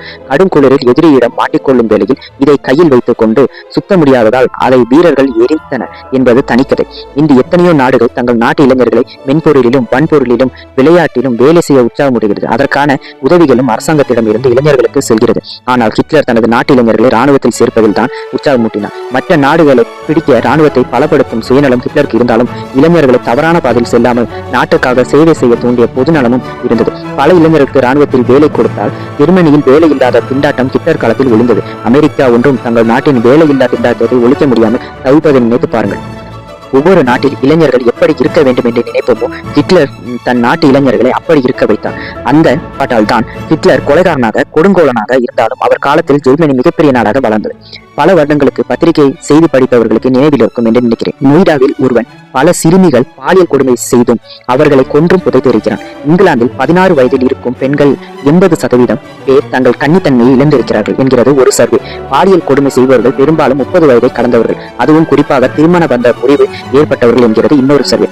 பாலியல் கொடுமைகளை ஒழிக்க சிறந்த வழி என்று ஹிட்லர் ஒரு கருத்தை முன்வைக்கிறார். சிறு வயதில் இருந்து பாலியல் உணர்ச்சி வளர்வதால் வாலிப பருவத்தில் பெண்களை கற்பழிப்பது, சிறுமிகளை கொலை செய்வது என்று மனதில் வளர்ந்து கொள்கிறார்கள். இது போன்ற தவறுகளை தடுக்க பாலியல் திருமணமே சரியான வழி. பாலியல் திருமணம் தான். இதனால் பாலியல் குற்றங்கள் தடுக்கப்படும். சிறு வயதில் பாலியல் இச்சைகள் பற்றி தெரிவதால் எதிர்காலத்தில் தவறு செய்ய தோன்றாது என்று ஹிட்லர் தனது சுயசரிவில் குறிப்பிட்டிருக்கிறார். பாலியல் திருமணத்தை நான் ஆதரிக்கவில்லை என்பதை இவ்விடத்தில் நினைவில் கொள்க. 3 தலைமுறை முன்பு நம் நாட்டில் பாலியல் திருமணம் இருந்திருக்கிறது. கணவனை இழந்த சிறுமிகளை உடன்கட்டை எரிப்பதும் மொட்டையடித்து காவி உடை அணிவிப்பதும் போன்ற கொடுமைகள் நடந்துள்ளன. விதவைகளுக்கு பாதுகாப்பு இல்லாத வாழ்க்கையாக அன்று இருந்துள்ளது.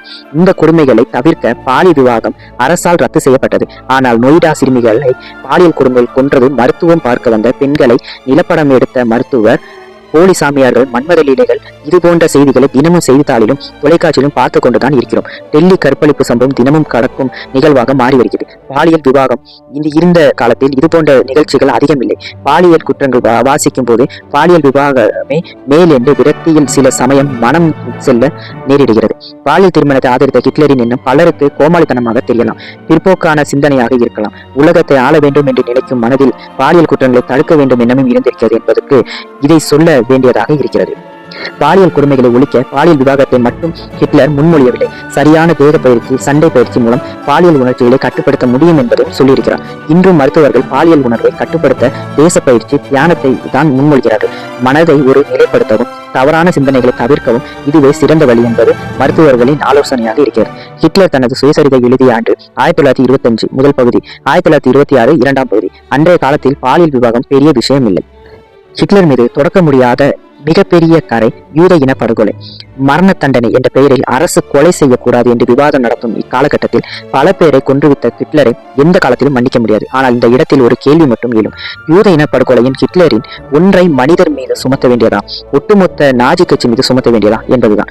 யூதர்களை சக்கையாக வேலை வாங்கினார்கள். அவர்களிடம் சரணடைந்த மற்ற நாட்டு ராணுவ வீரர்களை இறுதி மூச்சு வேலை செய்ய வைத்தார்கள். அவர்களால் வேலை செய்ய முடியாத பட்சத்தில் கொன்றார்கள். சிறுவர்களுக்கும் குழந்தைகளுக்கும் அந்த சிரமம் கொடுக்கவில்லை. குளியல் என்ற பெயரில் விஷவாயுவால் கொண்டனர். அழகான பெண்களை என்ன செய்திருப்பார்கள் என்று சொல்ல வேண்டியதில்லை. அனைத்து பணிகளை செவ்வன முடித்து பரலோகம் அனுப்பி வைக்கப்பட்டார்கள். அதிக வேலை என்ற பெயரில் எப்படி யூதர்கள் கொல்லப்பட்டார்களோ அதே அளவுக்கு ஆராய்ச்சி என்ற பெயரிலும் அவர்கள் கொல்லப்பட்டார்கள். ஜோசப் மெங்கலே என்ற நாஜி மருத்துவர் ஆராய்ச்சி என்றால் மிக பிடித்தமான ஒன்று. 5 அடிக்கு மேல் இருக்கும் சிறுமிகளை தனது ஆராய்ச்சிக்கு பயன்படுத்திக் கொள்வார். அதுவும் இரட்டையர்கள் என்றால் அவரது ஆராய்ச்சியில் சலுகைகள் எல்லாம். அவர் ஆராய்ச்சிக்கு பயனில்லாதவர்களே விஷக்குளியலுக்கு அனுப்பி வைக்கப்படுவார்கள். ஆராய்ச்சி என்ற பெயரில் கண்ணை பிடுங்குவது, திரவ ஊசி பயன்படுத்துவது, கை கால் தனியாக எடுத்து ஆராய்வது என்பது சகலமும் அடங்கும். இவரால் 3000 இரட்டையர்கள் கொல்லப்பட்டிருக்கலாம் என்று சொல்லப்படுகிறது.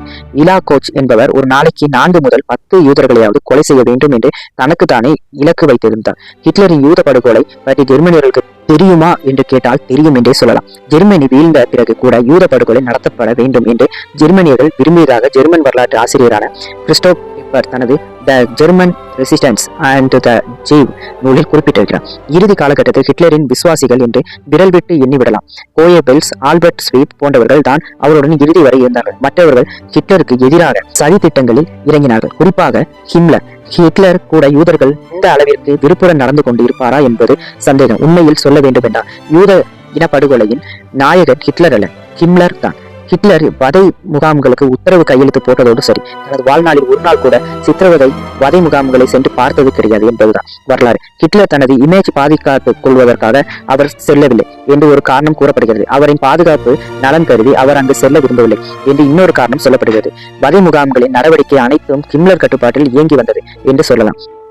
டகாவு வதை முகாம் தொடங்கி போலாந்தில் அமைக்கப்பட்ட வதை முகாம்கள் அனைத்தும் ஹிம்லரின் மேற்பார்வையில் தான் நடந்தது. பல பேரை கொன்று குவித்த ஹிட்லர் யாரும் செய்ய நினைக்கவில்லையா? ஆம், நினைத்தனர். 2ஆம் உலகப் போர் நடக்கும்போது அவரை கொலை செய்யும் முயற்சி நடந்தது. ஹிட்லரை கொல்ல நினைத்தது யூதர்களோ, கம்யூனிஸ்டுகளோ, நேச நாட்டு உளவாளிகளோ இல்லை. ஹிட்லருடன் பக்கபலமாக இருந்த ஜெர்மனிய ஜெனரல்கள். ஹெய் ஹிட்லர் என்று மரியாதை கலந்த பயத்தில் பேசியவர்கள். ஜெர்மன் வீழ்ச்சியை நோக்கி சென்று கொண்டு இருக்கும்போது நாஜில் ஒரு சிலர் ஹிட்லருக்கு எதிரான மாறினார்கள். ஹிட்லரை கொண்டு ஜெர்மனியை தங்கள் கட்டுப்பாட்டில் கொண்டு வந்து நேசப்படைகளோடு சமாதானம் பேச வேண்டும் என்பதுதான் அவர்களுக்கு திட்டமாக இருந்தது. ஆனால் அதிர்ஷ்டவசமாக ஹிட்லர் உயிர் தப்பினார். ஹிட்லரை கொலை செய்யும் முயற்சியில் ஈடுபட்ட பாதுகாவலர்களுக்கும் ராணுவ தளபதிகளுக்கும் மரண தண்டனை வழங்கப்பட்டது. ஒரு சிலர் தண்டனைக்கு பயந்து தற்கொலை செய்து கொண்டார்கள். இந்த சம்பவத்துக்கு பிறகு ஹிட்லரின் மரணத்தை விரும்பும் அதிகாரிகள் ராணுவ தளபதிகள் இருந்தார்கள் என்பது நிறுவனமாய் இருக்கிறது. ஆனால் இவர்கள் அனைவரும் தளபதிகள். ஜெர்மனியின் போருக்கு எதிரானவர்கள், ஜெர்மனியின் நலம் விரும்பிகள். யூத இன படுகொலைகளுக்கு யாரும் எதிரானவர்கள் இல்லை என்பதை புரிந்து கொள்ள வேண்டும். கொலைவெறி யூத வன்மம் கொண்ட ஜெர்மனிய ராணுவ தளபதிகள் ஹிட்லரை கொண்டு அமைதியாக கொண்டு வந்திருப்பார்கள். இன்னொரு ராணுவ அதிகாரியை சர்வாதிகார பதவியில் அமர்த்த செய்து நேச நாடுகளோடு உடன்படிக்கை செய்திருப்பார்கள். மேலும் பல யூதர்களை கொடுமைப்படுத்தியிருப்பார்கள். மனித உயிர்களுக்கு மதிப்பு கொடுப்பதாக இருந்தால் ஹிட்லரின் தளபதிகள் யூத உயிர்களை கொல்வதற்கு பல தொழில்நுட்பத்தை கண்டுபிடித்திருக்க மாட்டார்கள். யூதர்களின் உயிரை பணயம் வைத்து பல ஆராய்ச்சிகளில் ஈடுபட்டிருக்க மாட்டார்கள். வதை முகாம்களுக்கு ஹிட்லர் எல் என்றால் எண்ணெயாக நின்று இருக்க மாட்டார்கள். ஹிட்லரின் கட்டளைகளை நிறைவேற்றுகிறோம் என்ற பெயரில் ஜெர்மன் தளபதிகள் தங்கள் மனதில் இருக்கும் வன்மத்தையும் சேர்த்து தான் யூதர்கள் மேல் செலுத்தினார்கள். ஹிட்லரின் யூத படுகொலையை கண்டித்து அவரின் கட்டளைக்கு ஆதரவு தெரிவிக்காமல் போராட்டமோ கிளர்ச்சியோ யாரும் இறங்கவில்லை. ஹிட்லரை எதிர்த்து கிளர்ச்சி செய்ய வேண்டும் என்பது மரணத்தை தேடிக்கொள்வதற்கு சமம் என்பது வேர்கரை. ஹிட்லர் தவறு செய்யவில்லை, அவர்கள் தளபதிகள் தவறு செய்தார்கள் என்கிறீர்களா என்று கேட்கலாம். அப்படி சொல்லவில்லை. ஒரு நல்ல திட்டத்தை அரசு கொண்டு வருவதாக அதை செயல்படுத்த அரசு அதிகாரிகளின் ஒத்துழைப்பு கிடைத்தால்தான் அந்த திட்டத்தில் வெற்றி பெற முடியும். ஹிட்லர் மேற்பார்வையிடாத வதை முகாமில் பல லட்சம் பேர் கொல்லப்பட்டிருக்கிறார்கள் என்றால் யாரை திருப்திப்படுத்த இத்தனை கொலைகள் நடந்திருக்கிறது? ஹிட்லரின் ஆணைக்கு பயந்து நிறைவேற்றினார்களா? தங்கள் மனதில் இருந்த குரோதத்திற்கு தீனி போட்டார்களா? நல்ல திட்டத்திற்கு அரசு அதிகாரிகளின் ஆதரவு கிடைப்பது அரிதாக இருக்கும் போது யூத அழிவு திட்டத்தை எப்படி அவ்வளவு கச்சிதமாக நிறைவேற்ற முடிந்தது என்பதை ஆராய வேண்டும். ஆக யூத இனப்படுகொலையில் ஹிட்லர் என்ற தனி மனிதன் மீது ஒட்டுமொத்த பழியை போட முடியாது. யூத இனப்படுகொலையை நடத்தியது தளபதிகள். அதை பற்றி தெரிந்து ஆதரவாக ஜெர்மனியர்களும் பங்கு போட்டுக் கொள்ள வேண்டும். ஹிட்லர் யூத வெறுப்பு ஜெர்மனியர்கள் மனதில் விதைத்தவர் இல்லை. யூத வெறுப்பை ஜெர்மனியர் மனதிலிருந்து வெளியே கொண்டு வந்தவர் என்று சொல்ல வேண்டும். யூத இனப்படுகொலை என்பது ஹிட்லர் என்ற தனி மனிதன் நிகழ்த்தியதல்ல, நாஜி கட்சியினர் ஒட்டுமொத்த கொடுமைகளின் தொகுப்பு. 1929 வால் ஸ்ட்ரீட் வர்த்தகத்தில் ஏற்பட்ட கடும் சரிவும் ஐரோப்பாவில் ஏற்பட்ட பொருளாதார தேக்கமும் மக்கள் பலர் வேலை இழந்தனர். பணக்காரர்கள் தங்கள் பணத்தை வரியில் இருந்து பாதுகாத்துக் கொள்ள சுவிஸ் வங்கியில் பதுக்கி வைத்தனர். அப்படிப்பட்ட சூழ்நிலையில் ஹிட்லர் அதிரடியான ஒரு செயலில் இறங்கினார். கதவு வேகமாக தட்டப்பட்டது. இன்னும் கதவு திறக்காமல் உடைத்துக் கொண்டு வந்து விடுவார்கள். கதவை தட்டிய வேகத்தில் யார் தட்டுகிறார்கள் என்பதை வீட்டுக்குள் இருப்பவர்களால் யூகிக்க முடிந்தது. ஏமனின் சப் ஏஜென்ட்களான நாஜி படையினர். நீண்ட நேரம் காலதாமதிக்காத முடியாது. அவர்களுக்கு கோபம் வந்தால் விசாரணை இல்லாமல் மரண தண்டனை தான். கதவை திறந்தால் விசாரணை பிறகு மரண தண்டனை. விசாரணைக்கு எடுத்துக்கொள்ளும் நேரத்தில் அதிகபட்சமாக உயிர் வாழலாம். அதற்குள் ஏதாவது தேவதூதர் வந்து அபயம் காத்தால் நன்றாக இருக்கும் என்று வேண்டிக் கொண்டு கதவை திறந்தான். வீட்டுக்குள் இருந்த யூதன் பெர்லின் மிக பணக்காரனாக இருந்தவர், செல்வ செழிப்போடு இருந்தவர். இப்படியே விட்டுவிட்டால் வெளிநாட்டில் சென்று தன் தொழில் நடத்தி பெரும் பணக்காராகி விடுவார். அவ்வளவு திறமை இருக்கிறது. அதைவிட பணபலம் இருக்கிறது. ஜெர்மனியர்கள் பஞ்சத்தில் வாழ்ந்து கொண்டிருக்கும் போது யூத இனத்தவர்களிடம் மட்டும் எப்படி இவ்வளவு வசதி? கிரெடிட் டிப்ரெஷனில் அமெரிக்கா மக்களே வறுமையில் பாடுகிறார்கள். ஜெர்மனியில் யூத இனத்தவர்களுக்கு மட்டும் செல்வ செழிப்போடு எப்படி வாழ முடியும்? யூதர்கள் பணம், பொருள், வீடு வாங்கி கணக்கு அனைத்தையும் பறிமுதல் செய்தாகிவிட்டது. இவர்களிடம் இருப்பது குடும்பம், உயிர் மட்டும்தான். அதுவும் குழந்தைகள், பெண்கள் என்று தனியாக பிரித்து அனுப்பியாகிவிட்டது. அவர்கள் உடலில் இருந்து உயிர் கொஞ்ச நாட்களில் எடுக்கப்பட்டுவிடும். இருந்தும் அவர்களிடம் நாஜிகளுக்கு ஒரு தகவல் தேவைப்பட்டது. ஜெர்மனுக்கு தெரியாமல் வரி கட்டாமல் சுவிஸ் வங்கியில் சேர்த்து வைத்த கருப்பு பணம். கருப்பு பணமா? அப்படி என்றால் என்ன என்று அந்த யூதன் எப்படியும் உயிர் போக போகிறது. ஒருவேளை நமது வாரிசுகள், சொந்தக்காரர்கள் யாராவது தப்பித்தால் அவர்களுக்காவது இந்த பணம் பயன்படுமே என்று சொல்லாமல் இருந்தான். நாஜிகள் விடுவதாக இல்லை. நீ ஒழுங்காக பணத்தை ஜெர்மனியில் முதலீடு செய்திருந்தால் ஜெர்மனி வளர்ந்திருக்கும். பல ஜெர்மனிகளுக்கு வேலை வாய்ப்பு கிடைத்திருக்கும். ஆனால் தேவை மீறிய பணத்தை யாருக்கும் பயனில்லாமல் சுவிஸ் வங்கியில் மக்கள் வறுமையில் இருக்க செய்தது நீயும் ஒரு காரணம். நாஜி அதிகாரி பேசுவதை அஞ்சியபடி அந்த யூதன் கேட்டுக்கொண்டிருந்தான். எங்கள் தலைவர் ஹிட்லர் உங்களுடைய கருப்பு பணத்தை பறிமுதல் செய்ய ஆணை பிறப்பித்திருக்கிறார். ஆனால் உன் வங்கி விவரங்களை அனைத்தையும் கூறினால் நல்லது. வங்கி விவரங்களை கூறிவிட்டால் என்னை விட்டுவிடுவீர்களா? விட்டுவிடுவோம் என்ற பொய்யை அதிகாரி சொன்னார். தன் கருப்பு பணம் தன் உயிரை காப்பாற்றும் இறுதி நம்பிக்கையில் கூறினான். அனைத்து விவரங்களையும் வாங்கி கொண்டு பணத்தை ஜெர்மனுக்கு கொண்டு வந்தன. பெரும்பாலும் தங்கங்களாகவும் இருந்தது. பணம் நாஜிகளிடம் வந்த பிறகு இப்போது என்னை விட்டுவிடுவீர்களா என்று பரிதாபமாக அந்த யூதன் கேட்டான். விட்டுவிடுகிறோம் மரண தேவனிடம் என்று சொல்லி வழி இல்லாமல் கொலை செய்ய ஆணையிட்டனர். 1933 பதவிக்கு வந்த ஹிட்லர் தனது நாட்டின் பணம் அந்நிய நாட்டில் இருப்பது அவரை கோபப்படுத்தியது. தனது வழக்கமான ஸ்டைலில் சுவிஸ் வங்கியில் பணம் பதுக்கி வைத்திருப்பவர்களுக்கும் வரி ஏய்ப்பு செய்வர்களுக்கும் மரண தண்டனை என்று அறிவித்தார். அதற்கான வேலை தனது அதிகாரிகளிடம் ஒப்படைத்தார். ஒரு தனி குழு அமைத்து சுவிஸ் வங்கியில் பணம் போட்டிருக்கும் பண முதலைகளை கண்டுபிடிக்க தொடங்கினார். இதில் அதிகம் பாதிக்கப்பட்டவர்களில் யூதர்கள். இதில் ஜெர்மனியர்கள் இருந்தார்களா இல்லையா என்ற விவரம் இல்லை. ஆனால் வரி ஏய்ப்பு செய்யப்பட்டவர்களுக்கு, பணத்தை பதுக்கியவர்களுக்கு மரண தண்டனை வழங்கப்பட்டது. இதில் யூதர்கள் அதிகம் பாதிக்கப்பட்டது என்றால் ஜெர்மனி அரசை அதிகம் ஏமாற்றி பணம் சம்பாதித்தது அவர்கள் தான் என்று தெரிகிறது. கருப்பு பணத்தை கண்டறிய ஹிட்லர் எடுத்த எடுப்பிலேயே வன்முறையை யூதர்களிடம் காட்டவில்லை. அதற்கான சில வழிமுறைகளை வைத்திருந்தார். ஒரு பெரும்புள்ளி சுவிஸ் வங்கியில் பணம் வைத்திருப்பார் என்று சந்தேகப்பட்டால் அவர் பெயரை சொல்லி அவர் கணக்கில் பணம் போட சொல்வார்கள். அங்கு அவர் வங்கி கணக்கு இல்லை என்று சொன்னால் பிரச்சனை இல்லை. ஆனால் இவர் இங்குதான் கணக்கு வைத்திருக்கிறார் என்று சொன்னால் தீர்ந்த விஷயம். வாடிக்கையாளர் பெயரை சொல்லி பணத்தை போட்டு அவர் வங்கி கணக்கில் எவ்வளவு பணம் இருக்கிறது, எவ்வளவு ஆண்டாக பணம் பதுக்கி வைத்திருக்கிறார்கள் என்ற தகவல் பெற்றுவிடுவார்கள். சுவிஸ் வங்கியில் இவருக்கும் பணத்தை ஜெர்மனுக்கு கொண்டு வருவதோடு இல்லாமல் பணம் பதுக்கி வைத்தவருக்கு மரண தண்டனை வழங்கப்படும். ஆனால் 2ஆம் உலக போர் தொடங்கிய பிறகு ஒவ்வொரு யூதனின் வங்கியை விசாரிக்க நேரமில்லை. அவர்கள் வாயால் உண்மையை வளைக்க பல யுக்திகள் கையாண்டது. மரண பயத்தில் பலர் தங்கள் வங்கி கணக்கை கூறினார்கள். அவர்களுக்கு மென்மையான மரணம் கிடைத்தது. வங்கி கணக்கை சொல்லாதவர்களுக்கு கொடுமையான மரணம் கிடைத்தது. இந்த இடத்தில் சுவிட்சர்லாந்தை பற்றி சொல்ல வேண்டும். அப்போது தான் சுவிஸில் வங்கி 2ஆம் உலக போர் எப்படி இயங்கியது என்று நம்மால் புரிந்து கொள்ள முடியும். சுவிட்சர்லாந்தை 4 புறமும் சுற்றி பிரான்ஸ், ஜெர்மனி, ஆஸ்திரியா, இத்தாலி ஆகிய 4 நாடுகள் இருக்கிறது. 2ஆம் உலக போர் தொடங்கும் முன்பே ஆஸ்திரியா ஜெர்மனி நாடாக மாறிவிட்டிருந்தது. 1940 பிரான்சின் ஜெர்மனி வசமானது. இத்தாலியின் முசோலினி ஹிட்லரின் ஆருயிர் நண்பர். மொத்தத்தில் 4 திசையும் ஹிட்லரின் கட்டுப்பாட்டில் இருக்கும் நாடுகள். ஹிட்லர் சுவிட்சர்லாந்தை கைப்பற்ற நினைத்ததால் ஒரு நொடியில் தன் வசப்படுத்தி விடுவார். ஆனால் சுவிட்சர்லாந்தை தாக்கவில்லை. காரணம், சுவிட்சர்லாந்து 2ஆம் உலக போரில் நடுநிலை வகித்தது. நீங்க அடிச்சிட்டு என்னவோ போய் தொலைங்க, நான் என் பொழப்ப பார்க்கிறேன் என்று இருந்தார்கள். ஆனால் சுவிட்சர்லாந்தை அப்படி விடுவதாக இல்லை. செம்படையுடன் வணிக உறவு வைத்துக் கொள்ளக்கூடாது என்று அக்சில் தரப்பினர் மிரட்டினர். அக்சியிடம் அன்னம் தண்ணி உறவு கூட வைத்துக் கொள்ளக்கூடாது என்று செம்படையினர் எச்சரித்தது. உங்கள் விவகாரமே வேண்டாம் என்று தான் சுவிட்சர்லாந்து நடுநிலையாக இருந்ததும் மிருதங்க மாதிரி 2 பக்கமும் மிரட்டல் செம்படையினருக்கு பயப்படுவதை விட ஹிட்லர் இருக்கும் அக்சில் தரப்பினருக்கு அஞ்சுவதே சிறந்தது. ஹிட்லர் உப்பு ஊதினாலே சுவிட்சர்லாந்து அவர் வசமாகிவிடும் நிலையில் இருந்தது. ஆனால் செம்பனையருக்கு 2ஆம் உலகப் போரில் ஹிட்லர் ஏகப்பட்ட வேலை வைத்திருந்தார். அதை விட்டு சுவிட்சர்லாந்து தாக்க முடியாது என்ற உண்மையை புரிந்து வைத்திருந்தனர். 2ஆம் உலகப் போர் உச்சகட்டத்தில் இருந்ததால் 2 பக்கமும் அதிக பொருட்செலவாகினது. அதற்கு பணம் தேவைப்பட்டது. 2 தரப்பினரும் தங்களிடம் இருக்கும் தங்கத்தை எல்லாம் பணமாக மாற்றிக்கொண்டு இருந்தனர். 1939 to 45 காலகட்டத்தில் சுவிட்சர்லாந்திடம் அதிகம் தங்கத்தை அதிகம் விற்றவர்களில் பட்டியலில் அமெரிக்கா முதலிடம், ஜெர்மன் 2வது இடம், பிரிட்டன் 3வது இடத்தில் இருக்கிறது. அனைத்தும் டன் கணக்கில் சுவிட்சர்லாந்து தங்கத்தை வாங்கி குவித்தது. இதில் 2வது இடத்தில் ஜெர்மனி விட்டது அனைத்தும் யூதர்களில் பணம். அவர்கள் வங்கியில் பதுக்கி வைத்த அனைத்தையும் ஜெர்மன் அரசு பறிமுதல் செய்து எடுத்துக்கொண்டனர். அன்றைய மதிப்பின்படி கிட்டத்தட்ட 1.3 மில்லியன் பிரான்ஸ் மதிப்புடைய தங்கத்தை ஜெர்மனி சுவிட்சர்லாந்து விட்டிருக்கிறது. யூதர்களிடம் அடித்து பிடுங்கப்பட்ட கருப்பு பணத்தை எல்லாம் ஹிட்லர் யுத்தத்திற்கான ஆயுத உற்பத்தி செய்யும் செலவழித்தார் என்பதை இங்கு சொல்ல வேண்டியதில்லை. முதல் உலகப் போரில் தோல்வி அடைந்து பிரான்சுக்கு நஷ்ட ஈடு கொடுக்க முடியாமல் ஜெர்மனி தடுமாறி கொண்டிருக்கும் போது அங்கு இருந்த யூதர்கள் சுவிஸ் வங்கியில் எவ்வளவு பணம் வைத்திருக்கிறார்கள் என்பதை பார்த்துக் கொள்ளுங்கள். ஜெர்மனி விட்டது யூதர்களில் பாதி மதிப்பு கூட இல்லை என்பதுதான் உண்மை. இன்னும் சுவிட்சர்லாந்து பல கோடி மதிப்புள்ள யூதர்களின் பணம் யார் கேட்கப்படாமல் அமைதியாக நாதியேற்று கிடைக்கிறது. அப்படி நாதியேற்ற பணத்தை மதிப்பிட்டால் ஒரு நாட்டை வல்லரசாக்கும் திட்டத்தை தீட்டலாம். இஸ்ரேல் என்ற நாடு உருவான பிறகு தப்பி உயிர் பிழைத்த யூதர்களுக்கு தங்களின் மூதாதையர்களின் பணம் தேவைப்பட்டது. பணம் போட்டவர்கள் இப்போது உயிரோடு இல்லை என்றால் அவர்களின் வாரிசான எங்களிடம் பணத்தை கொடுத்தால் நாங்கள் பிழைத்துக் கொள்வோம் என்றனர். அப்படியா? உங்கள் மூதாதையர்களின் டெத் சர்டிபிகேட், அவர்களுக்கு நீங்கள் தான் வாரிசு என்பதற்கு சான்றிதழ் கொண்டு வாருங்கள். சுவிட்ச் வங்கி கூறியது. கொத்து கொத்தாக படுகொலை செய்யப்பட்டவர்களுக்கு யார் இறந்ததற்கு சான்றிதழ் கொடுப்பார்? இறந்த பல லட்ச யூதர்களில் உங்கள் தாத்தா இருந்தார் என்பதற்கு என்ன ஆதாரம் இருக்கிறது? தனது வங்கியில் இருக்கும் யூதர்கள் பணம் அனாதையாக இருப்பது சுவிஸ் வங்கியில் கூட தெரியும். ஆனால் யாருடைய இறந்தவர்களின் வாரிசுகள் என்று எப்படி சரியாக அடையாளம் காண முடியும்? எந்த அடிப்படையில் வந்திருக்கும் யூத வாரிசுகளுக்கு பணத்தை கொடுப்பது என்று சுவிஸ் வங்கி குழம்பியது. வேறு வழியில்லை, பணத்தை தர முடியாது என்று சுவிஸ் வங்கி மறுத்தனர். சரியான ஆதாரம் கொண்டு வந்தால் பணம் தருகிறோம் என்றனர். யாருடைய வீட்டு பணத்தை யார் தர மறுப்பது என்று சுவிஸ் வங்கியிடம் கேட்டு பார்த்தும் பயனில்லை. 12,000 பேர் கொண்ட ஹோலோகாஸ்ட் விக்டிம் குழு அமெரிக்க அரசிடம் முறையிட்டது. எங்கள் பாட்டன் முப்பாட்டன் அரசுக்கு தெரியாமல் லஞ்சம் வாங்கி வரி கட்டாமல் சேர்த்து வைத்த பல கோடி சுவிஸ் வங்கியில் சும்மா கிடைக்கிறது. அதை நீங்கள் கொடுக்க சொல்லி ஆணையிடுங்கள் என்றனர். சுவிஸ் வங்கி சொல்லுவதும் நியாயமேதான்.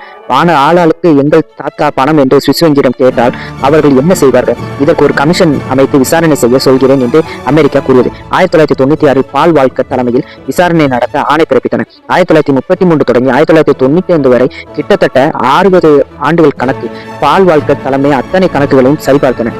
விசாரணை ஒரு வருடம் தாண்டியது. உலக யூத அமைப்புகளிடம் இருந்து அழுத்தம் வந்து கொண்டிருந்தது. இதுவரை விசாரணை செய்தவர்கள் கணக்கையாவது முடித்து அனுப்புங்கள், அப்போதுதான் கமிஷன் மீது யூதர்களுக்கு நம்பிக்கை வரும் என்றார். 1991 5559 பேர்களின் கணக்குகளை சரிபார்த்து அவர்களின் வாரிசுகளுக்கு $44.2 மில்லியன் பணத்தை கொடுத்தனர். 1999 கமிஷன் முடிவில் மொத்தம் 54,000 வங்கி கணக்குகள் யூத இனப்படுகொலையில் இறந்த யூதர்களுடையதாக இருக்கிறது என்றனர். சரியான விவரம் கிடைத்த 25,000 பேர்களுக்கு பணம் கொடுக்கலாம் என்று வால்கர் கமிஷன் சிபாரிசு செய்தனர். சுவிஸ் வங்கி அவர்களுக்கு கொடுத்த தொகை $1.25 பில்லியன்.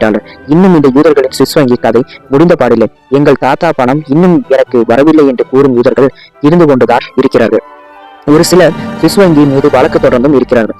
யோசித்து பாருங்கள், இந்தியா சுதந்திரம் பெற்று இவ்வளவு வருடங்களில் எத்தனை ஊழல்கள், எவ்வளவு கருப்பு பணம் சுவிஸ் வங்கியில் இருக்கிறது என்று யாருக்கும் தெரியாது. காங்கிரஸ் ஆட்சியில் இருக்கும்போது பிஜேபி கட்சி வெளிநாட்டில் பதுக்கி வைத்த கருப்பு பணத்தை பற்றி பேசு போதெல்லாம் காங்கிரஸ் அரசு ஆர்வம் காட்டியதில்லை. பிஜேபி ஆட்சி வந்த பிறகு புலி வருது கதையாக தான் கருப்பு பணம் கதையும் இருக்கிறது. 2G CWG ஆதர்ஷ் என்று ஊழல் பட்டியல் பெருகியது. தவிர ஊழல் பணத்தை வெளிநாட்டில் இருந்து கொண்டு வர முயற்சி அவர்கள் செய்வதில்லை. நம் நாட்டில் பசி என்ற பெயர் எத்தனையோ பேர் இருக்கிறார்கள். போதிய நிதி இல்லாமல் எத்தனையோ திட்டங்கள் கிடப்பில் இருக்கிறது. ஆனால் அரசியல்வாதிகள், வியாபாரிகள், பண முதலாளிகள் பலர் சுவிஸ் வங்கியில் தங்களது பணத்தை பதுக்கி வைத்து அவர்களும் அனுபவிக்காமல் இருக்கிறார்கள். தனது நாட்டு கருப்பு பணத்தை தன் நாட்டு கொண்டு வந்ததில் ஹிட்லர் மனித உரிமை மீறியிருக்கலாம். ஆனால் தன் நாட்டின் வளர்ச்சிக்காக பணத்தை கொண்டு வந்திருக்கிறார். வெளிநாட்டில் இருக்கும் பணத்தை தன் நாட்டுக்கு கொண்டு வந்த ஹிட்லர் நல்ல தலைவரா? தானும் அனுபவிக்காமல் மற்றவர்களும் அனுபவிக்காமல் பணம் பதுக்கி வைக்கும் யூதர்களை போன்ற அரசியல்வாதிகள் நல்ல தலைவரா? ரோமானியர்களின் சாம்ராஜ்யத்தை போல் ஜெர்மனியர்களை பற்றி உலகம் பேச வேண்டும் என்று ஹிட்லர் அவர்களின் கட்டிடக்கலை போல ஜெர்மனியர்களின் கட்டிடமும் இருக்க வேண்டும் என்று விரும்பினார். அடிப்படையில் அவர் ஓவியராக இருந்ததால் ஜெர்மனியில் கலை அரசன் பொருந்திய கட்டிடங்கள் கட்டினார். ஆனால் 2ஆம் உலக போர் முடிவில் ஹிட்லரின் பெயரை சொல்லும் அளவிற்கு எந்த கட்டிடமும் இல்லை. யூதர்களை கொன்று குவித்த ஹிட்லர் ஒரு சைவ உணவாளர். அசைவ உணவை தொட்டு பார்க்காதவர், பிற உயிர்களை கொண்டு தின்பதில் உடன்பாடு இல்லாதவர், அதே போல் அந்த மீது அன்பு கொண்டவர். ஹிட்லருக்கு நாய்கள் என்றால் மிகவும் பிடிக்கும். 1941 மார்டின் போர்மன் ஹிட்லருக்கு ஒரு ஜெர்மன் ஷெப்பர்டை பரிசளித்தார். மற்றவர்களை ஹிட்லர் அந்த ஜெர்மன் ஷெப்பர்ட் மீது அதிக பாசமாக இருந்தார். அந்த நாய்க்கு பிளாண்டி என்று பெயர் வைத்தார். குறிப்பாக ஈவாவை விட பிளாண்டி தான் அவருடன் நெருக்கமாக இருந்தது.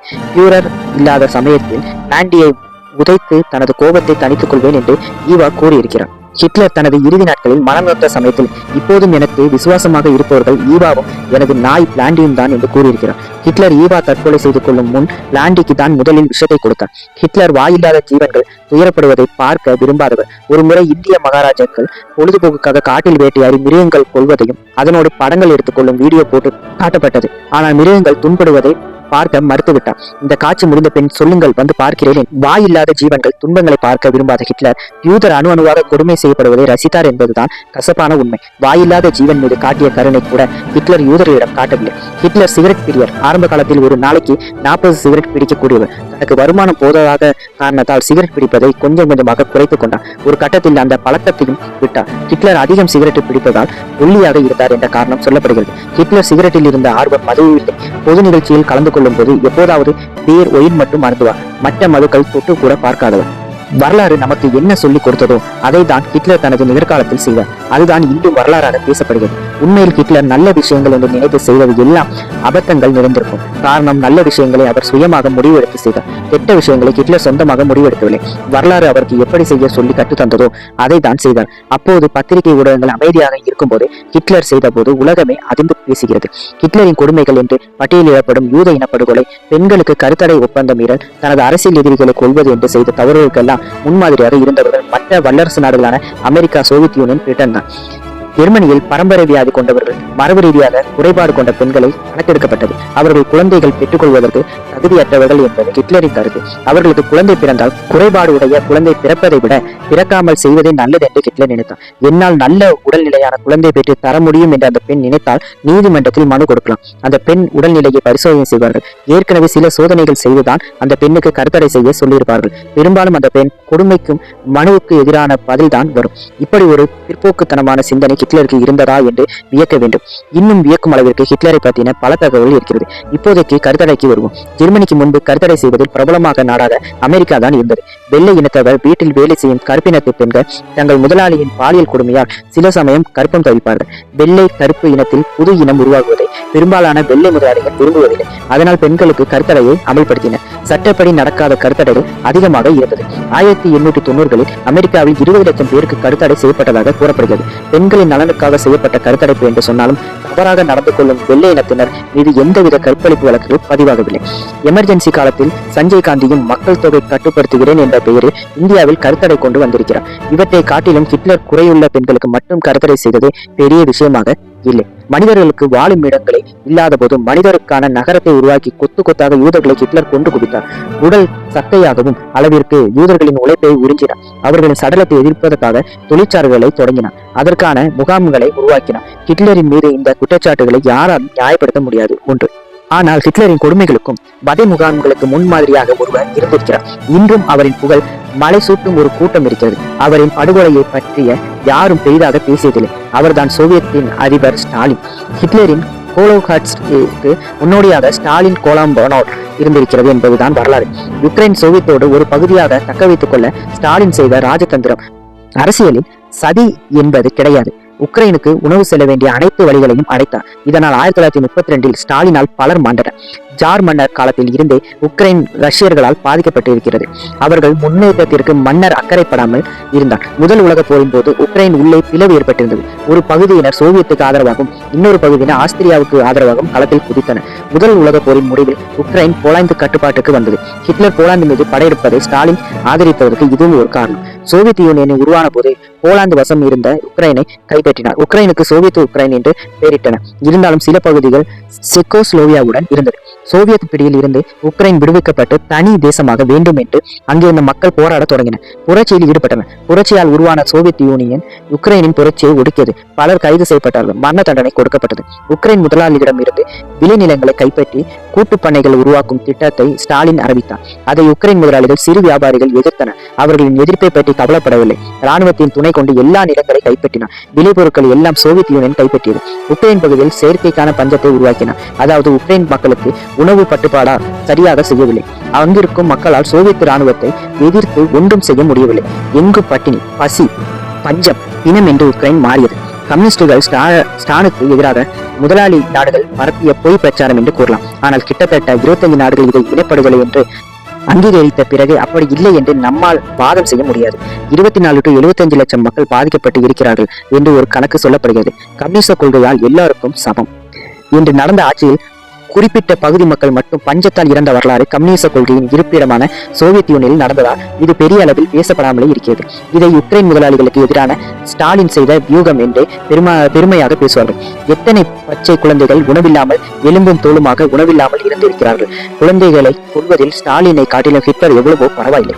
ஹிட்லர் விஷவாயுவால் ஒரு சில நிமிடங்களில் பல குழந்தைகள் சிறுமிகளை கொண்டு இருக்கிறார். ஸ்டாலின் பசியால் துடிக்க வைத்து கொலை செய்திருக்கிறார். 2 பேரில் யார் நல்ல தலைவன் என்று கேள்வி கேட்பதை விட யாருக்கு யார் முன்னோடியாக இருந்தார் என்பதை புரிந்து கொள்ளலாம். அடுத்து ஸ்டாலினின் ஆர்டர் நம்பர் 00485 உத்தரவு.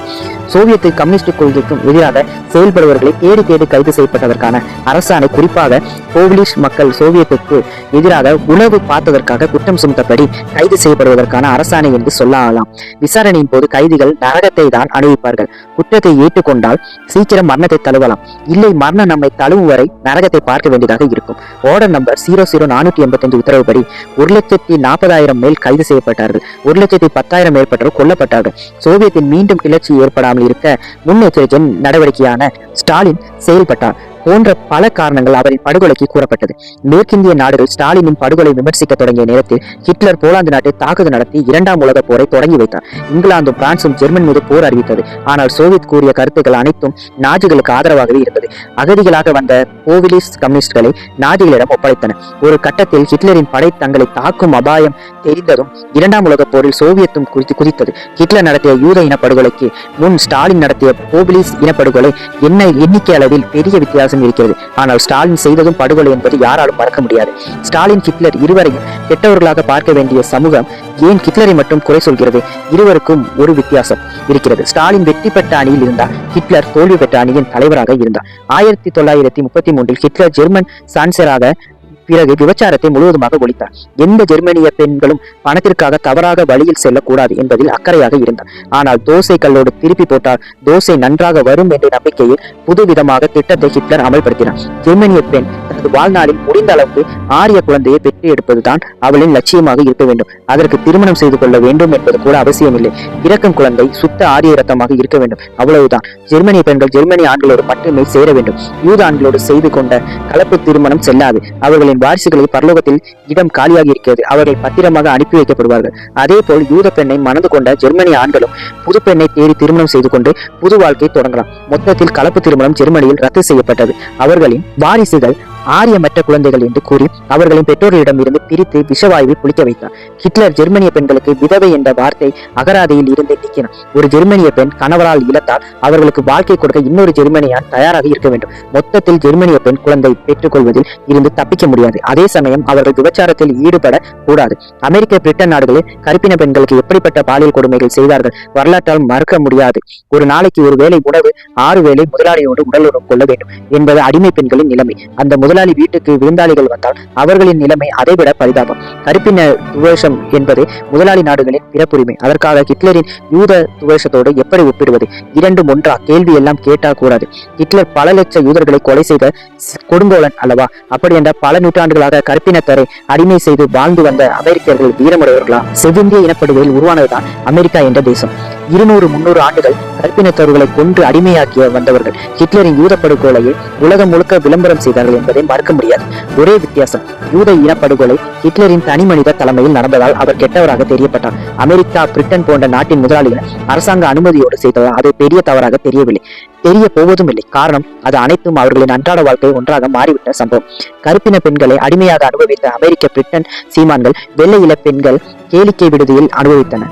பிரான்ஸ், அமெரிக்கா, பிரிட்டன் போன்ற நாடுகளில் கேளிக்கை விடுதிகள் சட்டப்படி அங்கீகரிக்கப்பட்டது. குறிப்பாக பிரான்சில் விபச்சார விடுதிகளை லைசன்ஸ் பெற்று நடத்தி வந்தார்கள். 2ஆம் உலக போர் முடிந்து 1946 தான் பிரான்சில் விபச்சார விடுதிகளுக்கு சட்டப்படி தடை விதித்தனர். ஹிட்லர் பெண்களை பற்றிய பிற்போக்கு சிந்தனை உடையவர் என்பது சந்தேகமே இல்லை. பெண்ணுரிமை பற்றி பேசும் இக்காலகட்டத்தில் ஹிட்லரின் சிந்தனைகள் விமர்சிக்கப்பட வேண்டியவை என்பதற்கு மாற்று கருத்து இல்லை. ஆனால் அந்த காலகட்டத்தில் வல்லரசு என்று கூறி கொண்ட அனைத்து தேசங்களும் பிற்போக்குத்தனமாக நடந்து கொண்டு இருக்கிறது. அதுதான் வல்லரசுகளின் அடையாளமாக திகழ்ந்தது.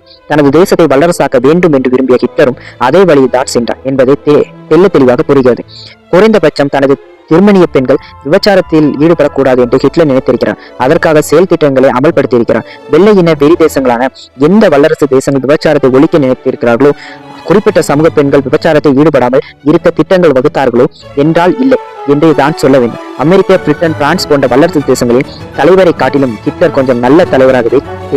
ஹிட்லர் கொடுங்கோலன் என்று அதிகம் பிரச்சாரம் செய்தவர்கள் அமெரிக்கர்கள், சோவியத் யூனியன், யூதர்கள் என்று சொல்லலாம். தற்காலத்தில் இவர்களின் அரசியல் நிலைப்பாட்டையும் செயல்களையும் பார்த்தால் இவர்களின் லட்சணம் நமக்கு புரியும். தீவிரவாதிகளுக்கு எதிரான போர் என்ற பெயரில் அமெரிக்கா நிகழ்த்திய போர்கள் இந்த உலகம் அறிந்த ஒன்று.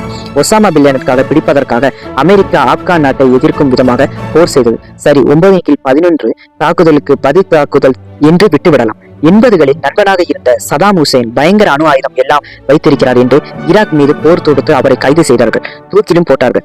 சதாம் 80களில் செய்த படுகொலையின் போது அமைதியாக இருந்தவர்கள் அவர்களுக்கு எதிரான நிலைப்பாட்டில் இருந்தால் பயங்கரவாதிகள் என்று கொண்டு விடுகிறார்கள். 2ஆம் உலக போரை ஹிரோஷிமா நாகசாகியை அணுகுண்டு மூலம் அளித்தது முதல் ஈராக் நாட்டின் போர் வரை அமெரிக்கா உலகத்தின் காவலாளர்கள் என்று நினைத்துக் கொண்டு இருக்கிறார்கள். யூதர்களை கொண்ட ஹிட்லர் கெட்டவன் என்றால் ஜப்பானின் 2 நகரத்தை அளித்த அமெரிக்காவை என்னவென்று சொல்வது? தனி ஒரு மனிதனை பிடிக்க முடியாமல் ஆப்கான் நாட்டின் அப்பாவி மக்களை கொண்ட அமெரிக்காவின் போரில் ஏதாவது நியாயம் உண்டா? மற்ற நாடுகளுக்கும் அமெரிக்காவிற்கு பயந்தே ஆதரிக்கிறார்கள். பயங்கரவாதத்திற்கு எதிரான போர் என்று சொல்லி அமெரிக்கா ஒன்றும் அறியாத மக்களை தான் கொண்டு குவிக்கிறது. ஒரு கட்டத்தில் ஆப்கான் நாட்டு உயிருக்கு உத்தரவாதம் இல்லாத நாடு என்று உலக அரசியல் பேசும் அளவிற்கு செய்தது அமெரிக்கா. ஈராக் வீரர்களை நிர்வாணப்படுத்தி அமெரிக்க வீரர்கள் செய்ய செயலை செய்தித்தாளில் பார்த்திருக்கிறோம். இப்படி கொடுமை செய்பவர்கள் ஐநா சபையில் உலக அமைதியை பற்றி இவர்கள் பேசுவதை மற்ற நாடுகள் கேட்கும் கட்டாயத்தில் இருக்கிறோம். ஹிட்லர் என்ற தனி மனிதனின் சர்வாதிகாரம் கெட்டவனாக விமர்சனம் செய்யப்படுகிறது. ஆனால் அமெரிக்காவில் அதிபராக வந்த அனைவரும் ஒரே மாதிரியான நிறத்தில் இருக்கிறார்கள், ஒரே மாதிரியான கொள்கையில் போர் நடத்தி கொண்டு இருக்கிறார்கள். ஹிட்லர் என்பவர் கெட்டவன் என்றால் அமெரிக்காவை என்னவென்று சொல்வது? அன்றைய சோவியத் இப்போது இல்லை, எல்லாம் உடைந்து தனித்தனி நாடாக மாறிவிட்டார்கள். இருந்தாலும் அவர்கள் குற்றவாளி பட்டியலில் இருந்து எப்படி விட்டு வைப்பது? ஸ்டாலின் அதிபராக இருந்த போதே ஹிட்லருக்கு முன்னோடியாக உக்ரைன் மக்கள் கொண்டு குவித்தவர். ஸ்டாலினும் ஹிட்லர் போன்ற சர்வாதிகாரி தானே, அவரும் அப்படி இருக்க வியப்பில்லை. தற்போதைய ரஷ்ய அதிபர் விளாடிமிர் புதின் அதே அமெரிக்கர்களின் எதிர்ப்பையும் மீறி சீரியாவில் நடக்கும் இனப்படுகொலை ஆயுதம் வழங்கி கொண்டு இருக்கிறார்கள். சிரியாவை தனது குடும்ப சொத்தாக வைத்துக் கொள்ள நினைக்கும் அதிபருக்கு ஆதரவு தெரிவிக்கிறார். சோவியத்தாக இருந்த போதும் சரி, ரஷ்யாவாக இருந்த போதும் சரி, படுகொலை செய்ததிலோ அதற்கு ஆதரவு தருவதிலோ எந்த மாற்றமும் இவர்களிடத்தில் இல்லை. அவர்களுக்கு தேவை ஆயுத வியாபாரம், அதன் மூலம் வரும் லாபம். தற்கால அரசியல் இவர்களை பற்றி சொல்லவே வேண்டியதில்லை. காசாவில் இவர்கள் நடத்தும் ராணுவ தாக்குதலை சாட்சியாக இருக்கிறது. இவர்களின் அண்டை நாடுகளில் மட்டும் ஏதோ பிரச்சனை, வெடிகுண்டு, விபத்து என்று நடந்து கொண்டு இருக்கும். ஆனால் இஸ்ரேலில் மட்டும் ஒரு கட்டிடத்தில் கல் கூட உடையாத அளவுக்கு அப்படியே இருக்கிறது. யூதர்கள் 5000 வருடங்களாக விரட்டப்பட்டு படுகொலை செய்யப்பட்டவர்கள். அவர்களுக்கு நடந்த கொடுமைகளை யாருக்கும் நடக்கவில்லை என்பதை மறுக்க முடியாது. நியாயமாக படுகொலையின் வேதனைகள் இவர்களுக்கு நன்றாக தெரிந்திருக்கும். அப்படி இருந்தும் அவர்கள் சிறுவர்கள் என்று பார்க்காமல் குண்டுமலை பொழிந்து கொண்டு இருக்கிறார்கள். அண்டை நாடுகளோடு சுகமமாக உறவவில்லை. அவர்களை அபகரித்து தங்கள் நாட்டின் எல்லையை விரிவாக்கவே நினைக்கிறார்கள். அமெரிக்காவின் ஆதரவு மட்டும் இல்லை என்றால் அவர்களால் நிம்மதியாக இருக்க முடியாது என்பதே உண்மை. இஸ்ரேலால் பாதிக்கப்படும் நாடுகள் என ஹிட்லர் முழுமையாக யூதர்களை கொண்டு குவிக்கவில்லை என்ற வருத்தத்தில் இருக்கிறார்கள். இன்னும் சொல்ல போனால் ஹிட்லரின் யூத படுகொலையை நியாயப்படுத்தும் வகையில் தற்காக இஸ்ரேலின் அரசியல் நடவடிக்கை இருப்பது யாராலும் மறுக்க முடியும். நீங்கள் ஹிட்லருடைய யூத இனப்படுகொலை, யூதர்களுக்கு செய்த கொடுமைகள், நாடு பிடிக்கும் ஆசையை அனைத்தும் ஆதரிக்கிறார்களா? இல்லை, எக்காரணத்துக்காகவும் இதை ஆதரிக்க முடியாத விஷயம், ஆதரிக்கவும் கூடாது. 3வது முறையாக இந்த புத்தகத்தில் சொல்கிறேன். அப்படியும் இந்த கேள்வியை என்னிடம் நேரில் கேட்பவர்கள் இருப்பார்கள். விழுந்து கிடக்கும் தேசத்தை ஹிட்லர் போல் சர்வாதிகாரியாக இருந்தால் மட்டுமே முன்னேற்ற முடியும் என்று சொல்கிறீர்களா? இல்லை, ஹிட்லருக்கு முன் இருந்த சர்வாதிகாரிகளும் சரி, அவருக்கு பின் உள்ள சர்வாதிகாரிகளும் சரி, மக்கள் கஷ்டப்படுவதை கவலைப்படாமல் சுகபோக வாழ்க்கையை தான் வாழ்ந்திருக்கிறார்கள். ஆனால் ஹிட்லர் காலத்தில் ஜெர்மன் மக்கள் பொருளாதாரத்தில் முன்னேற்றம் அடைந்திருக்கிறார்கள்.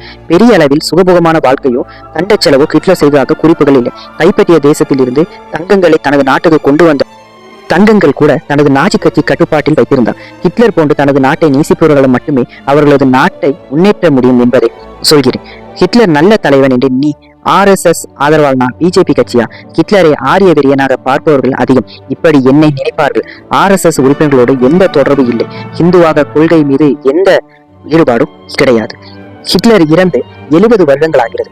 அவரை நல்லவர் என்று சொல்லும் அளவிற்கு பல சுயநலவாதிகள், கொடுமைக்காரர்கள் வந்துவிட்டார்கள். அதை வெளிப்படையாக விமர்சிக்க முடியாத அரசியல் சூழ்நிலை கூட இருக்கிறது. இப்படிப்பட்ட சூழ்நிலையில் சர்வாதிகாரத்தனத்திற்கும் இன்னும் ஹிட்லர் என்ற அகராதி வைத்திருப்பது அவர் மீது அனுதாபம் தான் வருகிறது. இந்த உலகத்தில் அதிகம் விமர்சிக்கப்பட்ட சர்வாதிகாரி ஹிட்லர் தான். ஆனால் உலகில் இருந்த சர்வாதிகாரிகள் கொஞ்சம் நல்லவராக தெரிந்தவர் ஹிட்லர் மட்டும்தான். சுகபோக வாழ்க்கை சுவிஸ் வங்கியில் கணக்கு, உல்லாச பெண்கள், ஆடம்பரம், உலகம் சுற்றுவது என்று பலவிதமாக சர்வாதிகாரிகளை இந்த உலகம் பார்த்துவிட்டது. தங்கள் வாழ்க்கைக்காக அந்நிய நாட்டுடன் தனது நாட்டை அடமானம் வைத்த சர்வாதிகாரிகள் இருக்கிறார்கள்.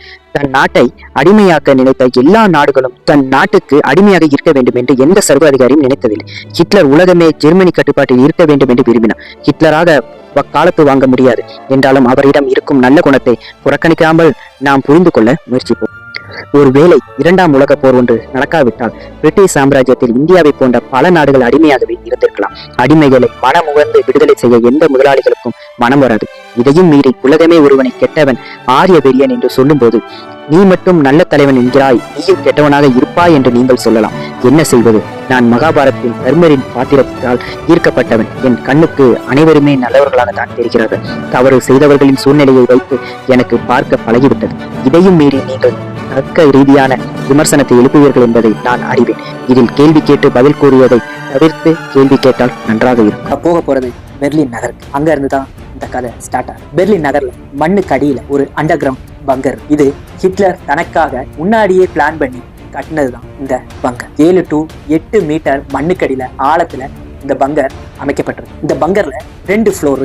அதை பத்தி நம்ம டீட்டெயிலா பார்க்கலாம். இந்த பங்கருக்குள்ள 24 மணி நேரம் என்ன நடந்துச்சு அப்படிங்கிறதா நம்ம இங்க பார்க்க போறோம். இது வெறும் வதந்தி இல்ல, இது ஒரு வரலாறு. இந்த திரைக்கு பின்னால் நிறைய காரியங்கள் இருக்கு. மறைக்கப்பட்ட விஷயங்களும் அதிகமாவே. இந்த உலக வரலாற்றுல கோடிக்கணக்கான மனுஷங்களுக்குள்ள உயிருக்கு காரணமான ஒரு மனுஷன் இப்போ பூமிக்குள்ள ஒரு சிறிய அறையில நடுங்கும் கைகளோட தன்னோட முடிவை எதிர்பார்த்து காத்திருந்தான். இதை சொன்னா நீங்க நம்புவீங்களா? ஆனா அதுதான் உண்மை. ஃபியூரர் பங்கர் உருவானது எப்படின்னு உங்களுக்கு தெரியுமா? 1930களில் ஹிட்லர் ஜெர்மனியின் முழு ஆதிக்கத்தையும் கைப்பற்றிய நேரத்துல அவன் மனசுல எப்போதுமே ஒரு பயம் இருந்துகிட்டே இருந்துச்சு. என்ன யாராவது கொல்ல முயற்சிப்பாங்களா அப்படிங்கிற. அதனாலதான் பெர்லின் நகர மையத்துல ரைட் சேஞ்சர்லிக்கு கீழே ஒரு ரகசிய நிலத்தடி தங்குமிடமா கட்ட உத்தரவு போட்டான். 1936ல தொடங்கிய இந்த பணி 1940க்குள்ள மிகவும் வலுவான அண்டர் கிரவுண்ட் பங்கராக மாறிச்சு. 8 to 9 மீட்டர் ஆழம் இருந்துச்சு. 4 மீட்டர் தடிமனான காங்கிரீட் சுவர்கள். மேல எந்த ஒரு குண்டு விழுந்தாலும் உள்ள ஒரு சிறு அதிர்வு கூட இல்லாத அளவுக்கு அந்த பங்கர் கட்டப்பட்டு இருந்துச்சு. ஒரு லக்ஸரி பேலஸ் மாதிரி இல்லை, ஆனா அது ஒரு பாதுகாப்பான ஒரு சிறை, இல்லைன்னா ஒரு குகை அப்படின்னு கூட சொல்லலாம். அந்த மாதிரி தான் அந்த பங்கர் அமைப்பு இருந்துச்சு. இந்த பங்கர் 2 ஃப்ளோரா கட்டப்பட்டு இருந்துச்சு. மேல் பகுதிக்கு ஓர் பங்கர் அப்படிங்கிற பேரும், கீழ்பகுதிக்கு ஃபியூரர் பங்கர் அப்படிங்கிற பேரும் கொடுக்கப்பட்டிருந்துச்சு. மேல் பகுதியில kitchen, food storage, guard and staff room இது எல்லாமே மேல் பகுதியில இருந்துச்சு. ஃபியூரர் பங்கர்ல ஹிட்லருக்கு room and conference room, war map room, Eva பிரவுன்கான அறை, எமர்ஜென்சி எக்ஸிட், அது ஜெனரேட்டர் ரூம் இது எல்லாமே கீழ்பகுதியில காணப்பட்டுச்சு. இங்க வாழ்ந்தவங்களுக்கு இரவும் பகலும் எல்லாமே ஒரே மாதிரி தான் இருக்கும். அவங்களுக்கு வித்தியாசமே தெரியாது. அது மட்டும் இல்லாம இங்க ஃப்ரெஷ் ஏர் எதுவுமே வராது. ஆர்டிபிஷியலா வெண்டிலேஷன் மூலமா தான் காற்றை இவங்க சுவாசிச்சுக்கிட்டு இருந்தாங்க. ஹிட்லரோட போர் தோல்வியில முடிஞ்சிச்சு. அதுக்கப்புறமா ஜெர்மனியோட நிலை மிகவும் மோசமாகி போய் 1940ல இருந்து 1945 வரை வெஸ்ட்ல இருந்து ஆலிஸ் அட்வான்ஸா வந்துட்டு இருந்தாங்க. ஈஸ்ட்ல சோவியத் ஆர்மி ஸ்டோம் வந்துட்டு இருந்தாங்க. எல்லாரும் பெர்லினை சுற்றி வளைச்சிட்டாங்க. ஆனா ஹிட்லர் மட்டும் இன்னும் வெற்றி வரும்னு நம்பிக்கிட்டே இருந்தார். அவரு ஜெனரல் சொன்ன உண்மைகளை கேட்கவே இல்லை. அவரோட ஆர்மி இன்னும் சக்தி வாய்ந்ததுன்னு, ஒரு மிராக்கள் நடக்கும்னு தனக்குத்தானே பொய் சொல்லிக்கிட்டே இருந்தார். ஹிட்லர் மனதளவுல ரொம்ப உடைஞ்சு போயிட்டார். நடக்க முடியாம சிரமப்பட்டாரு. கோபம் வந்துச்சு. எல்லாரு மேலையும் சந்தேகப்பட்டாரு. ஜெனரல்ஸ் எல்லாம் திட்டினாரு. நீங்க தான் ஜெர்மனிய தோக்கடிச்சீங்கன்னு கத்துனாரு. ஆனா உண்மை என்ன? அவனுடைய தவறாலதான் இந்த முடிவுக்கு, அழிவுக்கும் காரணமாச்சு. இந்த இருட்டுக்குள்ள ஒரே ஒரு பெண் மட்டும் அமைதியா இருந்தாங்க. அவங்க பேர் தான் எவா பிரவுன். அவங்க அரசியல் பேசல, போர் திட்டங்கள் கேட்கல, ஹிட்லருடன் இறுதி வரை இருக்க முடிவு செஞ்சாங்க. அவளுக்கு எஸ்கேப் வாய்ப்பு ஏகப்பட்டது இருந்துச்சு. ஆனாலும் அவள் சொன்ன ஒரே ஒரு விஷயம், நான் அவனை விட்டு போக மாட்டேன். இது ஹிட்லர் மேல உள்ள காதல்னால வந்துச்சா, இல்ல இது ஹிட்லர் மேல உள்ள பயத்தினால அல்லது வெளியில போனா மற்ற நாடுல உள்ளவங்க அவங்கள கொன்றுவாங்கன்ற பயத்துல வந்துச்சா? இந்த உண்மை எல்லாமே எவா பிரானுக்கு மட்டும்தான் தெரியும். பெர்லின் நகரம் முழுக்க பாம்பால நிரம்பி எங்க பார்த்தாலும் நெருப்பு அலங்களா சூழப்பட்டு இருந்துச்சு. பங்கருக்குள்ள இருந்தவங்களுக்கு மேல போனா மரணங்கிற பயம், உள்ள இருந்தா இங்கே இருந்து செத்துருவோம்னு பயம், சாப்பாடு இல்ல, கரண்ட் அன்ஸ்டேபிளா இருக்குது, நம்பிக்கை 0 அளவுல இருக்குது. இந்த மாதிரி சிச்சுவேஷன்ல ஹிட்லரு ஆர்டர் கொடுக்கிறாரு. இல்லாத ஒரு ஆர்மிக்கு அட்டாக் பிளான் சொல்றாரு. மேப்ல இமேஜினரி டிவிஷன்ஸ் ரியாலிட்டிய அக்செப்ட் செய்ய மறுத்துக்கிட்டே இருந்தாரு.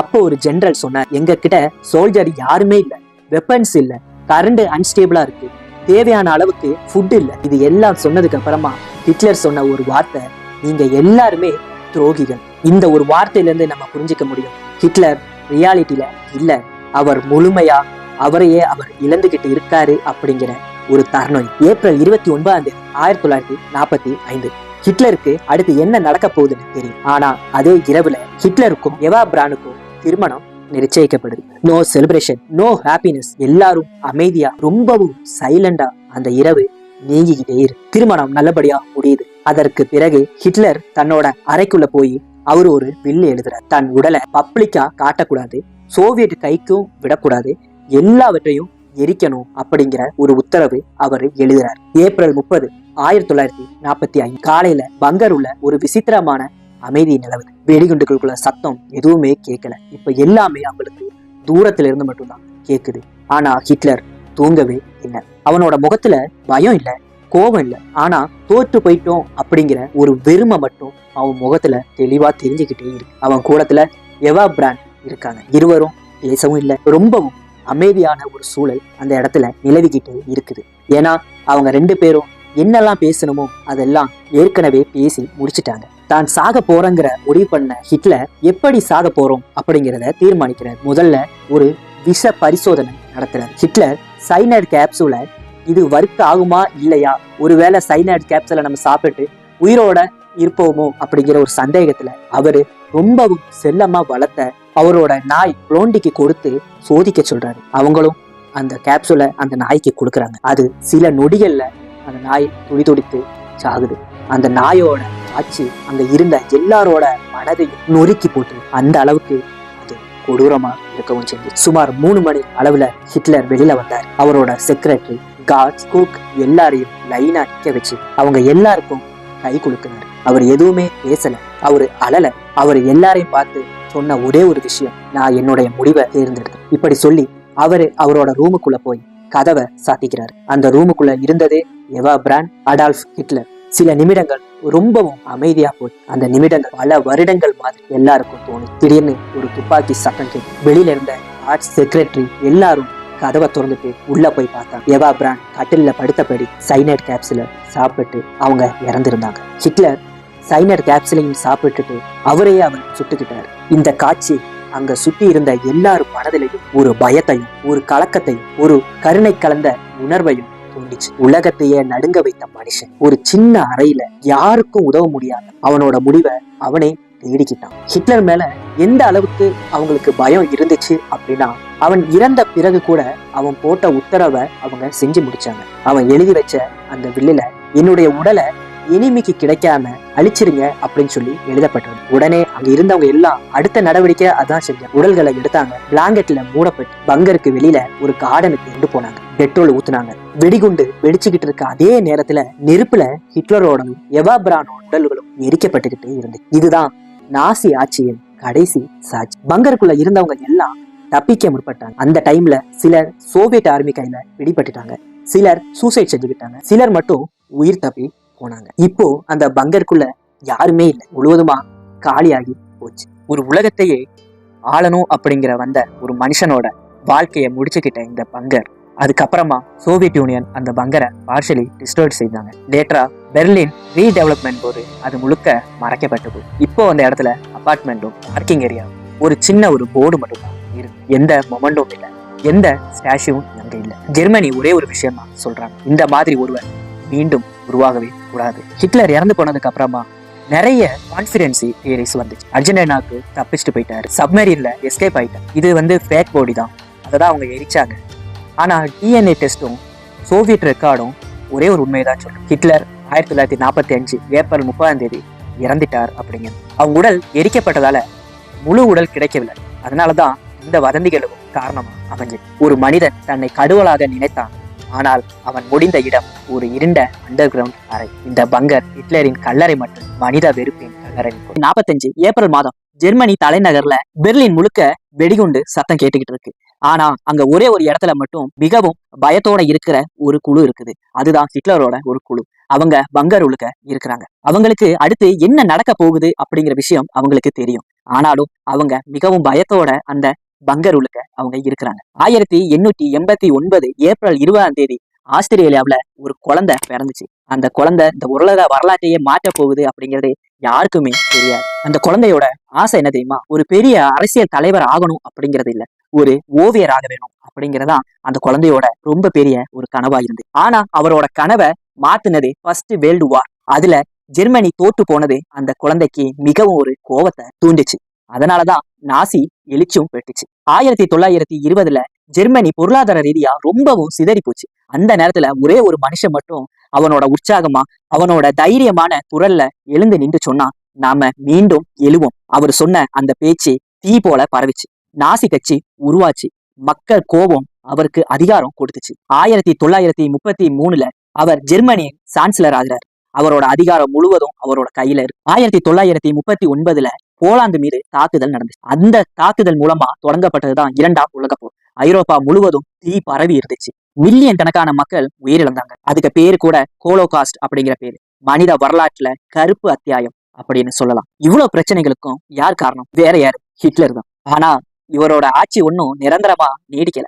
1945 ஏப்ரல் 29 இவரோட பயம் ஸ்டார்ட் ஆகி 1945 அவரோட பேரரசு சிதறி விழ ஆரம்பிச்சு. பெர்லின் பங்கர்ல கடைசி நிமிடத்தை எண்ணிக்கிட்டு இருந்தாங்க. நம்மளோட கதையே இதுல இருந்து தான் ஸ்டார்ட் ஆக போகுது. 1945 ஏப்ரல் 29 எவா பிரானோட திருமணம் நடந்துச்சு. ஏப்ரல் 30 ஹிட்லர் தன்னைத்தானே சுட்டுக் கொண்டார். எவா பிரான் விஷம் குடித்தார். உடல்கள் எரிக்கப்பட்டன. இதுதான் நியூஸ். இந்த செகண்ட்ல இருந்து தான் மர்மம் ஆரம்பிக்குது. சோவியத் யூனியன் ஆரம்பத்துல என்ன சொன்னது தெரியுமா? உடல் கிடைக்கல. அதுதான் சந்தேகத்துக்கு தொடக்கம். இந்த சந்தேகத்துக்கு மூலமா நிறைய கேள்விகள் எழும்பிக்கிட்டே இருந்துச்சு. அவரு அர்ஜென்டினாவுக்கு தப்பிச்சு போனாரா, இல்ல சப்மரீன் மூலமா தப்பிச்சாரா, இல்ல சிஐ டாக்குமெண்ட் என்ன சொல்லுது? இந்த எல்லா விஷயத்தையும் தான் நம்ம தொடர்ந்து பார்க்க போறோம். 1945 ஏப்ரல் மாதம் பெர்லின் நகர்ல சிதறி விழுந்தது. அதிகாரப்பூர்வமா ஹிட்லர் பங்கர்ல தன்னைத்தானே சுட்டுக் கொண்டார் அப்படிங்கிறது தான் எல்லாராலையும் சொல்லப்படும். ஆனா உலகம் அதனை முழுமையா நம்பல. சிலர் கேள்வி எழுப்பினாங்க, உண்மையிலே அவர் இறந்தாரா, இல்லைன்னா உலகத்தை ஏமாற்றி தப்பிச்சு போனாரா? சில கான்ஸ்பிரன்சி தியரி என்ன கூறுது தெரியுமா? ஹிட்லர் அவரும் அவரோட துணைவி ஏவா பிரவுனும் ஜெர்மனியை விட்டு லாட்டின் அமெரிக்காவுக்கு ஓடி போயிட்டாங்க. குறிப்பாக அர்ஜென்டினாவுக்கு தப்பிச்சாங்க அப்படின்னு தான் பல சாட்சிகள் சொல்லுது. இதற்கு காரணம் என்னன்னா, சிஐஏ மற்றும் சில ரகசிய கோப்புகள் 1980 வெளிவந்துச்சு. அந்த வெளிவந்த அந்த கோப்புல இருந்தது என்னன்னா, சிலர் ஐ விட்னஸ் கூட 1950 இருந்து 1960 ஹிட்லர் பொது இடங்களை வந்ததாகவும் அவரை நேரடியா பார்த்ததாகவும் சில பேர் கூறினாங்க. இதன் மூலமா தான் அதிகாரப்பூர்வமா சூசைடு கதைக்கு சில குழப்பங்கள் சேர்க்கப்பட்டது. அதே நேரத்துல இன்னொரு சாத்தியமும் சப்மரீன் அல்லது ரகசிய விமானங்கள் மூலமா ஹிட்லர் எஸ்கேப் ஆயிருக்கலாம். யூரோப்ல உள்ள யூபோர்ட் லாக்ஸ் சில தடைகள் மற்றும் மாறுபட்ட தகவல்களை காட்டுச்சு. இது கான்ஸ்பிரன்சி தியரிக்கும் ஆதாரம் ஆனது. இதன் காரணமா உலகில இதுவரை அதிகாரப்பூர்வமா ஹிட்லர் இறந்தது உறுதி செய்யப்படவில்லை அப்படிங்கிற சந்தேகத்தை நிலப்பி வருகிறது. இதுக்கப்புறமா செகண்ட் வேர்ல்டு வார் காலத்துல நாசி அரசாங்கம் மறைச்சு வச்சிருந்த வெள்ளி, தங்கம், அது இல்லாம நிறைய பணங்கள் பற்றிய பல வழக்குகள் கிடைக்கின்றன. யாரும் அந்த மறைச்சு வச்சிருந்த தங்கத்தையோ அல்லது வெள்ளியையோ இதுவரைக்கும் யாருமே கண்டுபிடிக்கல. இது கூட ஒரு கான்ஸ்பிரன்சி தியரியாகவும் ஹிட்லரு தப்பி போயிருக்கலாம், அவர் மறைந்து இருப்பதாகவும், அவர் தான் இதை எல்லாத்தையும் எடுத்துட்டு போய் மறைச்சு வச்சாரு அப்படிங்கிறதுக்கும் ஒரு காரணமா அமைஞ்சு. 1990 சிஐஏ மற்றும் ரகசிய ஆவணங்கள் சில வெளியான போது ஹிட்லர் டெத் ஃபுல்லி கன்ஃபார்ம்டு அப்படிங்கிறது சொல்ல முடியாத அளவுக்கு ஒரு சந்தேகத்தை ஏற்பட்டுச்சு. அதுக்கப்புறமா 1993 பார்ஷியல் டிஎன்ஏ டெஸ்டிங் மூலமா சில சோவியத் யூனியன் ஸ்கல் பிராக்மெண்ட்களை ஹிட்லர் உடலை சேர்ந்ததா பார்ஷியலா தான் கன்ஃபார்ம் செய்யப்பட்டுச்சு. ஆனா இந்த பிராக்மெண்ட் தான் கான்ஸ்பிரன்சி தியரிக்கும் இன்னும் சந்தேகத்தை கொடுத்துக்கிட்டே இருக்கு. ஹிட்லர் மரணத்துக்கு பிறகு ஜெர்மனி மற்றும் உலகம் ஒரு புதிய காலத்தை நோக்கி நகர்ந்து ஜெர்மனி முழுமையாக இடம்பெயர்ந்து பெரும்பாலான நகரங்கள் சிதைந்து மறைந்து போச்சு. இங்கிலாந்து, அமெரிக்கா, சோவியத் யூனியன் ஆகிய நாடுகள் 2ஆம் உலக போர் பாதிப்புகளை மீற ரொம்பவே கஷ்டப்பட்டாங்க. ஹிட்லர் போல ஒரு ஆட்சி உலகிற்கு எத்தனை அழிவையும் கொண்டு வரும் அப்படிங்கிறது இந்த உலகம் உணர்ந்துச்சு. அவரது ஆட்சி மற்றும் யுத்த காலம் மனிதரின் திறமைய தவறா பயன்படுத்தினா எவ்வளவு பேரழிவை உருவாக்கும் அப்படிங்கிறத கட்டுப்பாடாக அமைந்திருந்துச்சு. பல கான்ஸ்பிரன்சி தியரி இருந்தாலும் நாசி அரசாங்கத்தின் மறைவுகள், ரகசிய ஆவணங்கள் மற்றும் பார்ஷியல் டிஎன்ஏ ப்ரூஃப் போன்றவை உலகின் வரலாற்றை இன்னும் ரகசியமா தான் வச்சிருக்காங்க. ஹிட்லர் வாழ்ந்த காலமும் மறைந்ததும் அவன் லெகசி இன்னும் மனிதர்களுக்கு ஒரு பாடமா தான் இருந்துகிட்டு. ஒவ்வொரு ஜனமும் சுயாதீனமான சிந்தனை மற்றும் சரியான அறிவுக்கு மதிப்பளிக்க வேணும். அதிகாரத்தின் பேர்ல மனிதர்கள் எவ்வளவு அழிவை சந்திக்க வேண்டியிருக்கும் என்பதற்கு ஹிட்லர் தான் ஒரு எடுத்துக்காட்டு. உலக வரலாற்றுல ஹிட்லர் சம்பவம், நாசி ஆட்சியின் தாக்கம், போர் நெருக்கடி மற்றும் மனித நேயம் மீதான தாக்கங்களை உணர வச்சுச்சு. ஹிட்லர் டெத் மிஸ்ட்ரி நமக்கு ஒரே ஒரு நம்பிக்கையை தான் கொடுக்குது. மனிதர்கள் தங்களோட சக்தியோ அல்லது தங்களோட அதிகாரத்தை தவறா பயன்படுத்தினா அதன் விளைவு எப்படி இருக்கும் அப்படிங்கிறத ஹிட்லரோட டெத் மிஸ்ட்ரி நமக்கு உணர்த்துது. இது மட்டும் இல்ல, ஹிட்லரோட கதை மறைமுகமா conspiracy theory, CIA files, DNA proof, இது எல்லாத்துலயுமே ஒரு மிஸ்ட்ரி இருந்துகிட்டே தான் இருக்கு. தோண்ட தோண்ட புதையல் கிடைக்கும் அப்படிங்கிறது மாதிரி ஹிட்லரோட வாழ்க்கையை தோண்ட தோண்ட நிறைய சுவாரஸ்யமான மறைமுகமான விஷயங்கள் கிடைச்சிக்கிட்டு தான் இருக்கு. முடிவா ஹிட்லர் மரணத்துல மர்மம் மட்டும் ஒரு கதை இல்ல, இந்த உலகத்தையே ஆளணும் அப்படிங்கிறது ஹிட்லரோட கனவு. ஹிட்லர் போல ஒரு தைரியமான ஆள் சூசைட் பண்ணிக்கிட்டாங்க அப்படிங்கும்போது அது நம்பத்தக்கதா இல்லாம தான் இருக்கு. எனிவே, நம்ம இனியும் வெயிட் பண்ணி பார்க்கலாம். கண்டிப்பா ஹிட்லரோட டெத் மிஸ்ட்ரி வெளிவந்துதான் ஆகணும். சரி, நான் கிளம்புறேன். இன்னொரு வீடியோல உங்களை மறக்காம நம்ம வீடியோக்கு லைக் பண்ணிருங்க. நம்ம சேனலை மறக்காம சப்ஸ்கிரைப் பண்ணிக்கோங்க. உங்க பெல் ஐக்கானை கிளிக் பண்ணிக்கோங்க. உங்க ஃப்ரெண்ட்ஸ் அண்ட் ஃபேமிலி